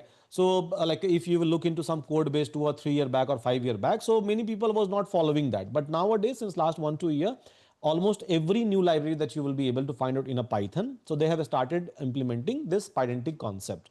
And this concept simply says that I'm here to do a data validation. That's it. That's the only core fundamentals. Apart from that, there is nothing in pydantic. I have already shown you, right? So it will not even execute this function. It will stop it. Stop it. Why? Because I have written a class and basically this is the input which I am trying to type of the input which I am trying to provide. So if I have made a mistake, just the way I'm doing it here, right? The way I'm doing it here. So instead of passing a integer, I'm passing a float. It is stopping me here, right? It is stopping me here and giving me a detailed like a response that why I'm stopping you, right? It is telling me that no, you are trying to do integer to float, which I can't allow, and it is even giving me a message. Making sense, guys? Yeah. So what is the meaning of pydantic? So it's nothing fancy, by the way. It's just a extra level of checks that we are trying to perform before even executing our actual function via API, via fast like a fast API. Just an extra layer of a validation we are trying to perform. So never get confused with the pydantic in your entire life. And pydantic is something that you will see again and again and again, not just with fast API, even with other frameworks you will be able to see it. And meaning is not going to change. Meaning is absolutely going to be same, the meaning that we are discussing as of now. Okay, so fine everyone, successfully we are able to hit some database. Now I know and we all know that if I have to expose that API with the help of ngrok, we all can do it, right? Anyone who can do it and ping me their like their global URL.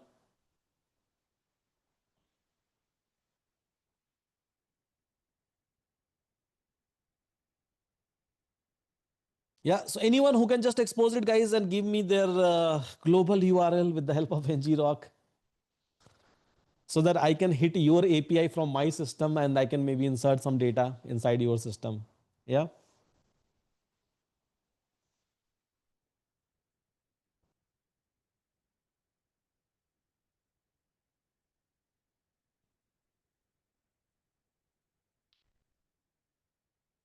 Anyone who is doing it now? Can't run through office laptop. Okay, yeah, people have started pinging me. So Ariba has already pinged me. Fine. So visit website. Okay, let me like do DOCS so that you know. Okay, fine. So student DB insert. Great. So I'm able to access Ariba's like Ariba has already pinged you guys. So you can try this out. So click on try this out. ID. Maybe I can provide some sort of IDs over here, and maybe I'll provide some sort of a name, and I will try to provide some sort of a age and execute. Let's see. Okay, so 200, right? 200 successfully. Like if Ariba has used her own URL, means like a connection string. So in that case, she will be able to like see the data inside her DB. So this is the beauty of API. And like I said, and when I have started my API class, I told you entire digital infrastructure depends upon API. Entire. 100%, right? Not 100%, I would say, maybe like 98% is a good, 95% is a good number. So let's say in that way, right? It actually depends upon the API. And like you go to internet, you try to click on anything, you open up your mobile application, you click on any icon, any button, anything, every time it's API call, right? You are doing some sort of a shopping, even coming to a Euron platform, it's an API call, right? This is what backend guys does. This is what backend guys does, and we do a lot of optimization, we do a lot of authentication, we try to do a lot of security check, because if my API will be exposed, it's compromised. I mean, like anyone can see the data, or anyone will be able to hack it. So yeah, we try to like do a lot of checks on top of that. But this is the API. That's a point where we start. Right? So Sid is able to ping it, Raja is able to ping it, Shaurya, fine. So yeah, guys, you can check their URL, and maybe you can try to insert the record. Now, homework wise, I would like to give you a homework quickly. So here, inside this DB, so I'm able to insert a record, right? I'm able to insert the record. So now let's try to insert as many record as you can, by the way. Yeah. So try to insert those records. And after inserting those records, I just want you to do a update operation. So for example, for ID this, if I have to update maybe a name, because for these two ID, maybe name is same. I just wanted to do this update. Let's suppose I would like to delete some sort of a record out of this one, right? I would like to delete some sort of a record out of this one. So insertion is done, updation and deletion. So I just want you to like do these two things. Create a separate API. Right? So for example, here there is a insert, the DB slash insert. So you have to create DB slash update, DB slash delete, right? And then you can try to pass or parameterize it. And I'm going to pass maybe a ID, and then I will be able to delete it. I will be able to pass ID, and against that, I can try to pass a update statement. I will be able to update it. So this is what I want you to do. And ping me inside your WhatsApp group. Which URL? Not a local host, because I will not be able to test it, or anyone inside our group will not be able to test it, right? So what I want your this kind of a URL, ngrok based URL. So where you have exposed your local system to the outer world, and anyone can like a test it, something which is running in your system. So for update and for delete, these two operation, are we going to get it, guys, inside a group today itself? That's a task for you. Yes. Okay. So I will be waiting for it. And yeah, I will be in a class from 7 p.m. IST. I have another class. Right. So maybe I will not be able to test all immediately, but yeah. So your batchmates will be able to test it, right? Your batchmates can like, click on the URL, come on this dot slash, and then pass the data, and then they will be able to test it. So this is what I want you to perform um, today as a homework, right? As a homework. Very soon, I'm going to even teach you that something is running in my local system. This code base is running in my local system. It will take another 4 to 5 minutes of time, not more than that. For first time when I'm going to teach you, maybe half an hour of time, but not more than 4 to 5 minutes of time it is going to take for us to send entire code base to some of the production system, right? And then it will be running over there 24 by 7. So I don't have to use ngrok and like expose it. So I'm going to teach you that particular part as well. Probably tomorrow I'm going to teach you that something is running in my system. Now send it inside a completely global server, and it will keep on running on that particular server. So there will be no dependency, and I don't have to go and expose every time with a ngrok. I don't have to come and expose my local host with a ngrok. That is something which I will be teaching you tomorrow, and it just take 5 minutes of time. Believe me, it just take 5 minutes time. But yeah, if you are learning for the very first time, maybe half an hour of time. But yeah, after that, 5 minute time it is going to take for all of us to like build a code and continuously. I'm writing one API, deploying it, writing, deploying. So maybe in this manner, you will be able to deploy thousands of APIs, right? And you will be able to release all the thousands of endpoint for anyone and everyone. 7 p.m. which class? AIML masters. You can check inside the dashboard. So that's already available, right? Yeah. So AIML master is also going on over there. Today, I think I'm going to discuss pandas. So Python basic I have already completed last week, and today discussion point is going to be pandas. Yeah. So if someone would like to learn, maybe you can come to that 7 p.m. batch. Procedure is same to join. Okay, so fine everyone. Code base is already available. I have already given you assignment. I will be like waiting for your URL along with all the other batchmates who we have. So in case of any question, raise your hand. I'll try to answer and then I'll close the class. So yeah, sorry, go ahead. Yes, sir. So I'd like to share my screen. Okay, go ahead. Dubey, so what is your question? Hello. Yeah, Dubey.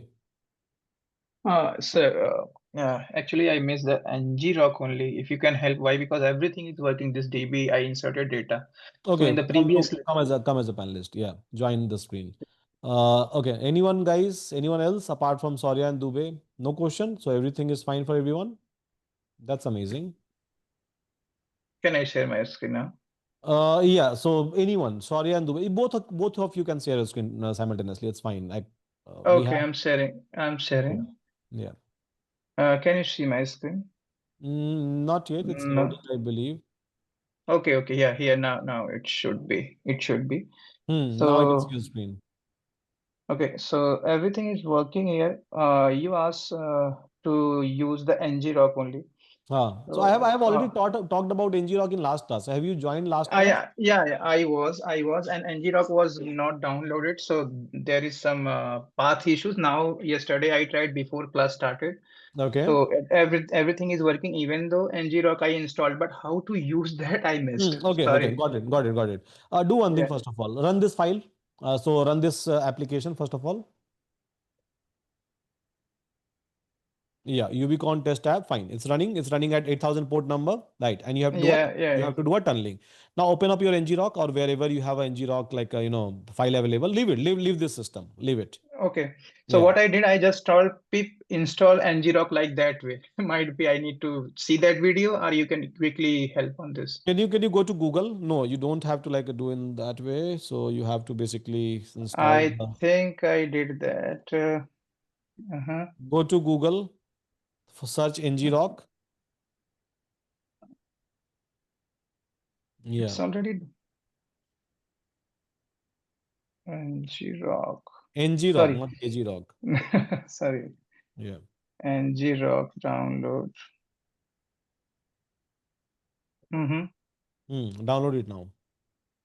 It's already, I think, downloaded, which I remember. Then use it directly. So go to download. Fourth option. Where is that? Fourth of, okay, here. Yeah. Mm-hmm. Yeah. So download. Hmm.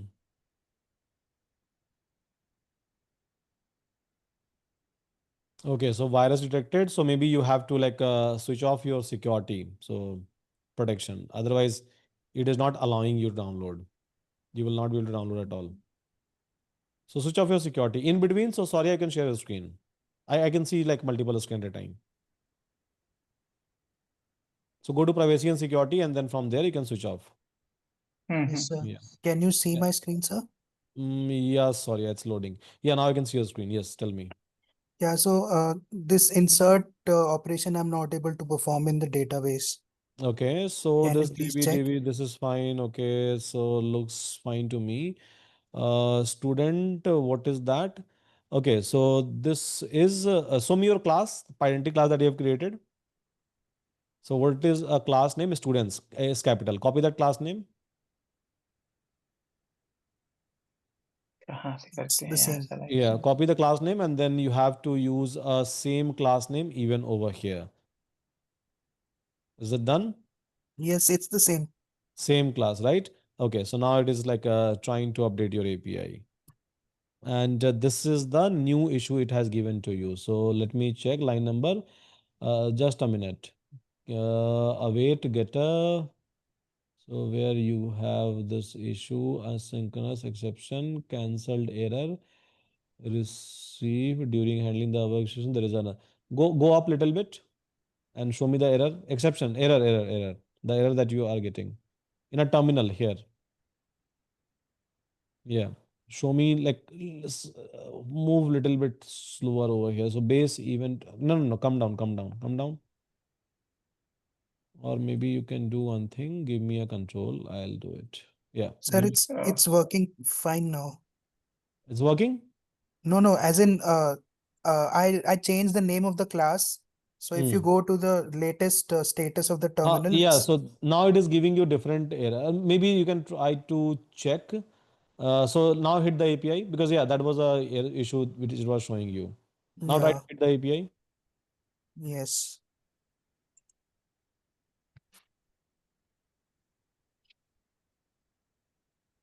Insert. Hmm.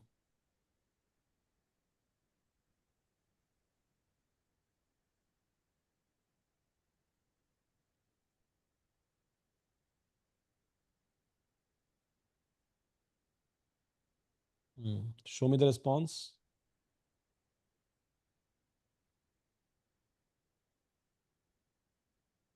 Internal error. Go back to your like previous one. Go back to your VS Code. Hmm. Yeah.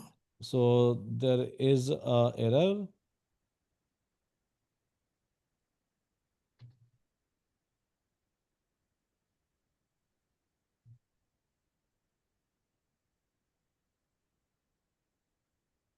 it's detected. मैंने अभी बंद किया है इसको.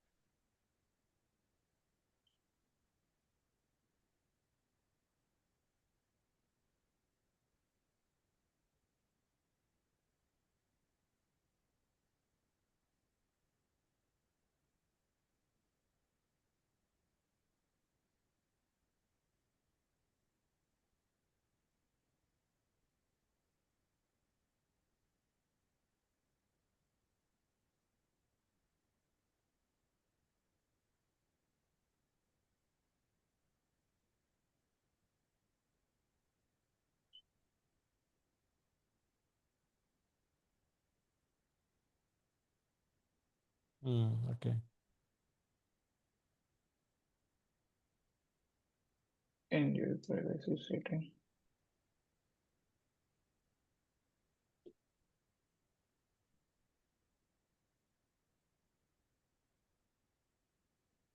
Is there any other server which is running? So 500. Okay.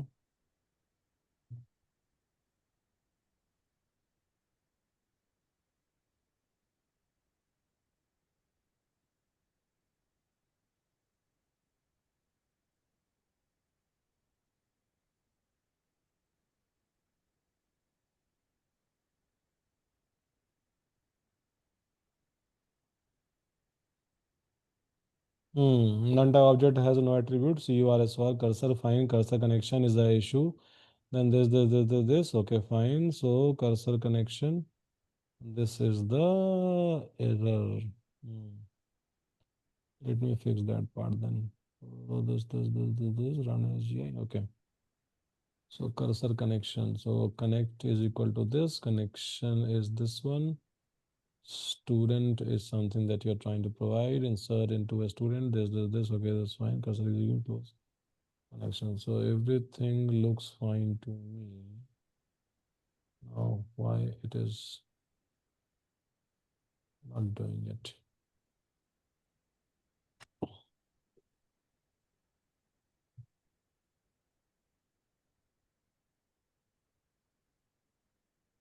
Hmm. None type object has no attribute.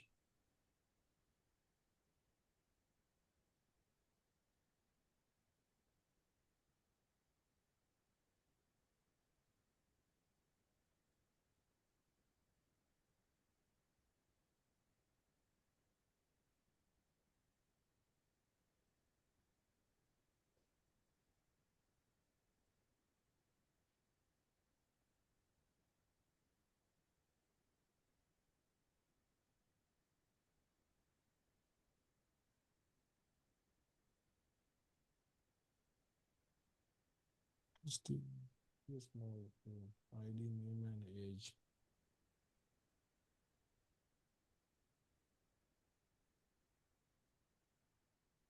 Sir, in the database URL, is it fine? Yeah, so this is what I'm trying to check. Connection is returning none type, and because of that, rest of the things are failing.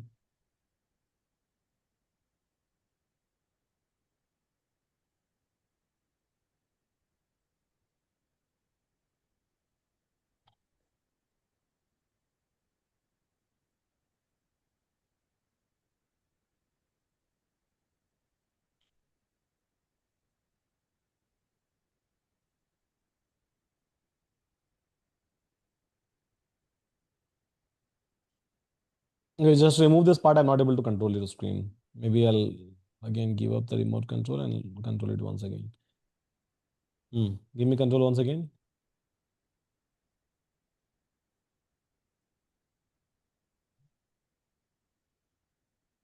Fine, leave it.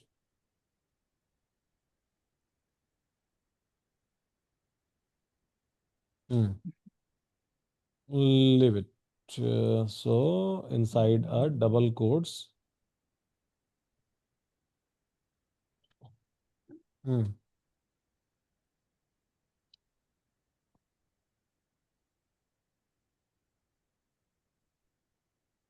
Remove single quote from the last. Sir, can't see the. Single quotes. Just drag your cursor and then remove the single quotes.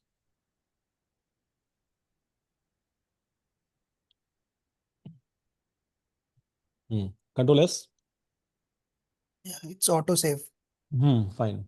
Now, go back to your UI and then again click on execute. Swagger UI. Click on just execute. No, no, fine. No need to refresh again. It's fine. No need to refresh. You can directly click on try it out. And this, sir, I'm okay. Like NGRock is open now. Okay, okay, is open for you, Duveji. Yep. Okay, let me see your screen. Okay, so you have to run the application. Fine. So just try to type one thing. So ngrok space Mm-hmm.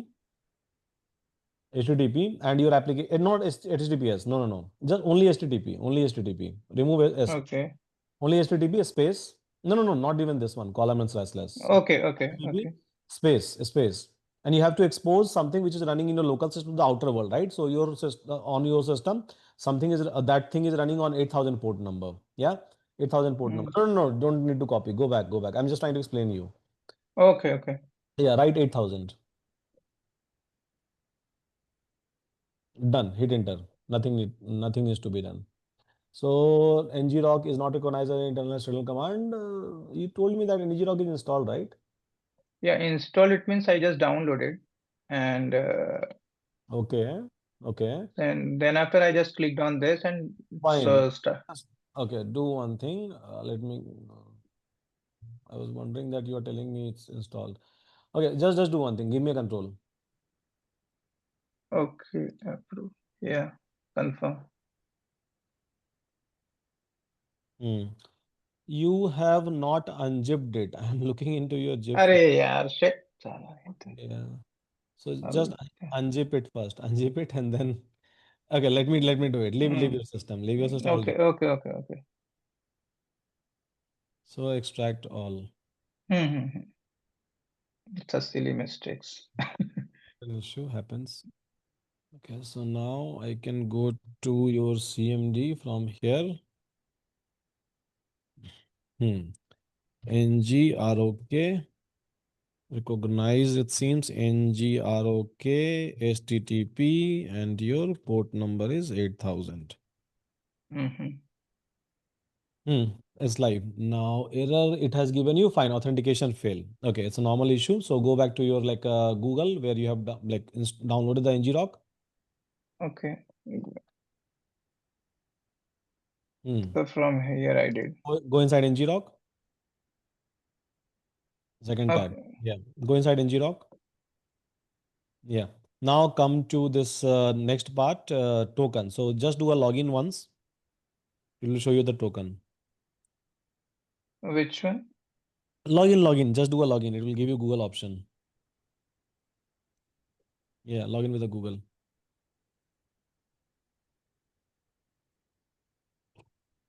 Continue. Yeah. Create account. I have accepted terms and condition.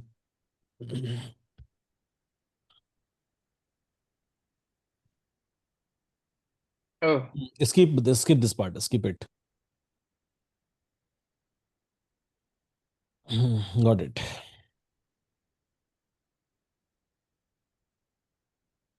Hmm. Just fill this form. Any option you can select randomly. So it's fine. okay. ठीक है. Select anything. Yeah. Just do next. Fine. So your authentication, left hand side, second option. I'm showing you unrotation option. Yeah. Your authentication, auto token. Click there. Then go up. Yeah. Copy this. Yes, copy. Or maybe you can directly click on this one. Same thing you will get. Click on setup and install.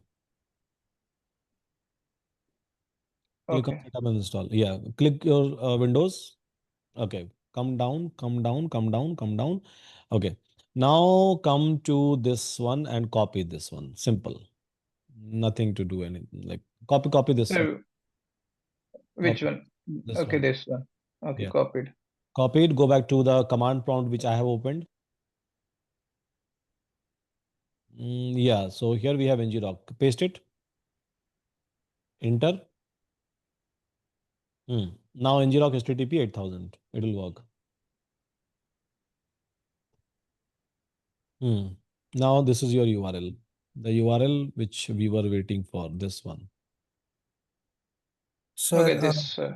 Yeah. This is your URL. HTTPS URL. You can Okay, copy, so you can can, you can copy which it. one is 127 or No. 127 is a localhost, right? This URL. This HTTPS untorn airs unmissed. This one. Yeah. So click on visit site for the first time. Fine. Here, so try to give your like a docs. You can see a swagger /docs. API is live to the outer world. Chagai, sir? Thank you so much. Hmm. Thank you. Yeah, thanks. Okay, so now let me look into exit full screen, give up remote control. Hmm. So Dubeji is done. Yeah, sure. Yeah. Now tell me, what is the issue that you are facing? Is it fine? yeah, same issue, sir, not working. Internal server error. Internal server error means it is not able to validate the data engine text plan UTF server unicorn code. Okay. Show me your code. Yeah.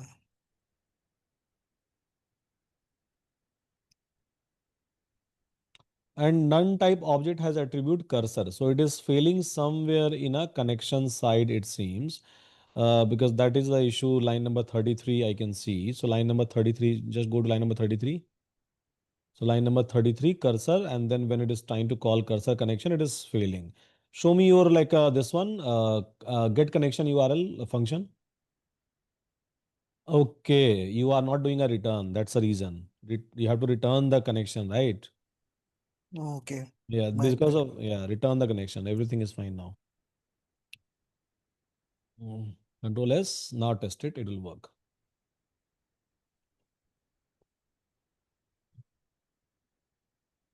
Same, send it, send it. No need to refresh. Okay. So okay, so Sir, another person I can see who have raised their hand, Yogi. So yes, Yogi, please tell me what is your issue? Hello, sir. Hmm. Hello. Yeah, tell me. Yeah, yeah. So Actually, I'm yeah, learning Python, sir. yeah. Just a minute, just a minute. Sorry, I is getting some issues. So sorry, I go back. Just a minute, Yogi. I'll come back to you. Just give me 30 seconds. Yeah. So Shaurya, show me a issue. Now insert into students. Your table name is wrong. So your table name is student. You have given students S. Remove that. Yeah. Fine. Run again. Execute. Click on execute. Click on execute directly. Yeah. Come down. Fine. Done. Yes, Yogi ji, please tell me. Sir, actually, I'm in Python now. How to proceed, how to speed up things. So basically, you are attending my AI/ML Python class, or how is it? You are like No, no, attending no, no. this class directly. Yeah. Directly this class. So how much like Python knowledge you have, by the way, as per your understanding? Actually, I'm mechanical background, sir. Mm-hmm. Uh, Okay. I Neuron, but it was not completed that time. Okay, fine. So not an issue. What we can do, so maybe we can do one thing. First of all, try to go through a Python because that is pretty much important. And as you said, you are coming from a mechanical background, so it will create a problem sooner or later in terms of understanding, right? So there is a AI/ML batch which is going on where I have already finished a core Python module, you can say. Start from a day zero, right? Over there, I have given even a lot of assignments on a regular basis. And but technically, when I teach Python, right, I teach in this way that, I give a lot of practice assignment, which is somewhere required for anyone to understand Python in a better way for a future. So just try to attend that batch, AI/ML Masters, and learn Python. Then come here. Otherwise, continue with the same batch itself. Okay, okay. Because it will create believe me, it is going to give you a problem. Doesn't matter which batch you are going to join, which classes you are going to join, but base is important. And here, programming wise, base is Python. And in this lecture, I'm not teaching Python from a scratch, as I have already made an announcement. But in that batch, yes, Python I have already discussed from the scratch, so that will be pretty much helpful for you. That's my advice. One more, sir. Should I Yeah. continue this batch or transfer to AIML? Means Go to if AI/ML, I would say. First of all, try to learn. I mean, like generative AI is something that you should target, right? Mhm. But after learning Python is important. At least the basic is important. If base is not Yes, yes. clear with respect to Python, then that's the reason we are selling Euron Plus, right? That take a plus and for an entire year attend as many classes as you want, Okay. because we will Thank you keep then. on launching the classes. Yeah, yeah. Okay, sorry. Yeah, you have again an issue. Yeah, go ahead. yes, sir. Sir, just wanted to again understand how do I test it with NGROC? Just the same changes that we did, right? So Simple. So something is running on 8,000 ports. So ngrok HTTP 8,000. It will expose. yeah, but facing some issue actually. Can I just 2 minutes it'll take. So Okay, fine. I mean, like, yes, for me, it is going to take 2 minutes, but I'm assuming that My students are going to solve some issues on their own, right? That's also an assumption that I have. Okay, show me your screen.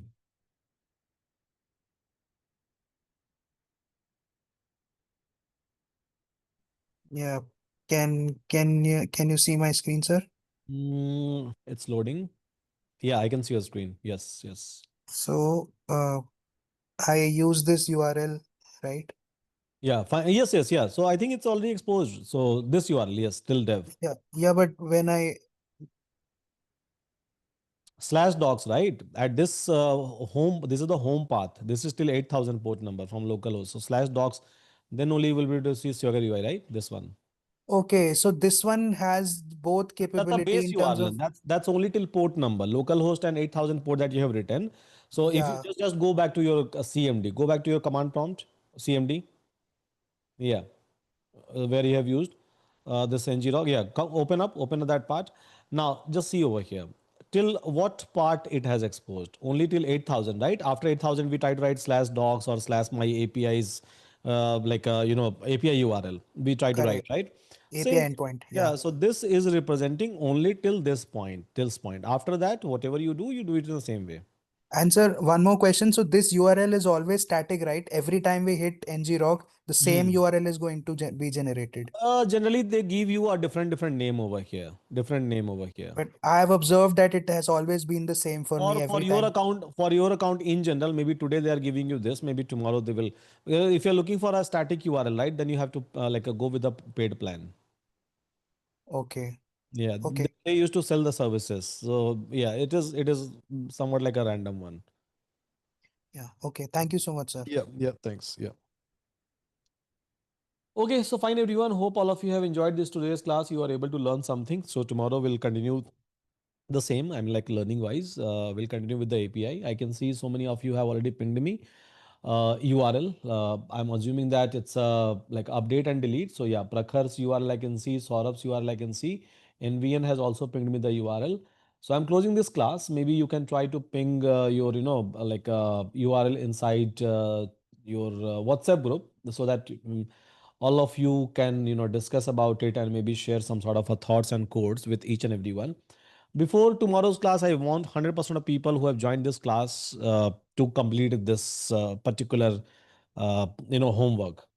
It's not tough. It's very, very easy to complete. So try to put up some effort and then complete it. Expose it as a URL with the help of ngrok and then share with your batchmates. So with that, fine guys. Thank you so much. Tomorrow, same fast API, but with a new flavor I'm going to discuss. So take care, everyone. Thank you.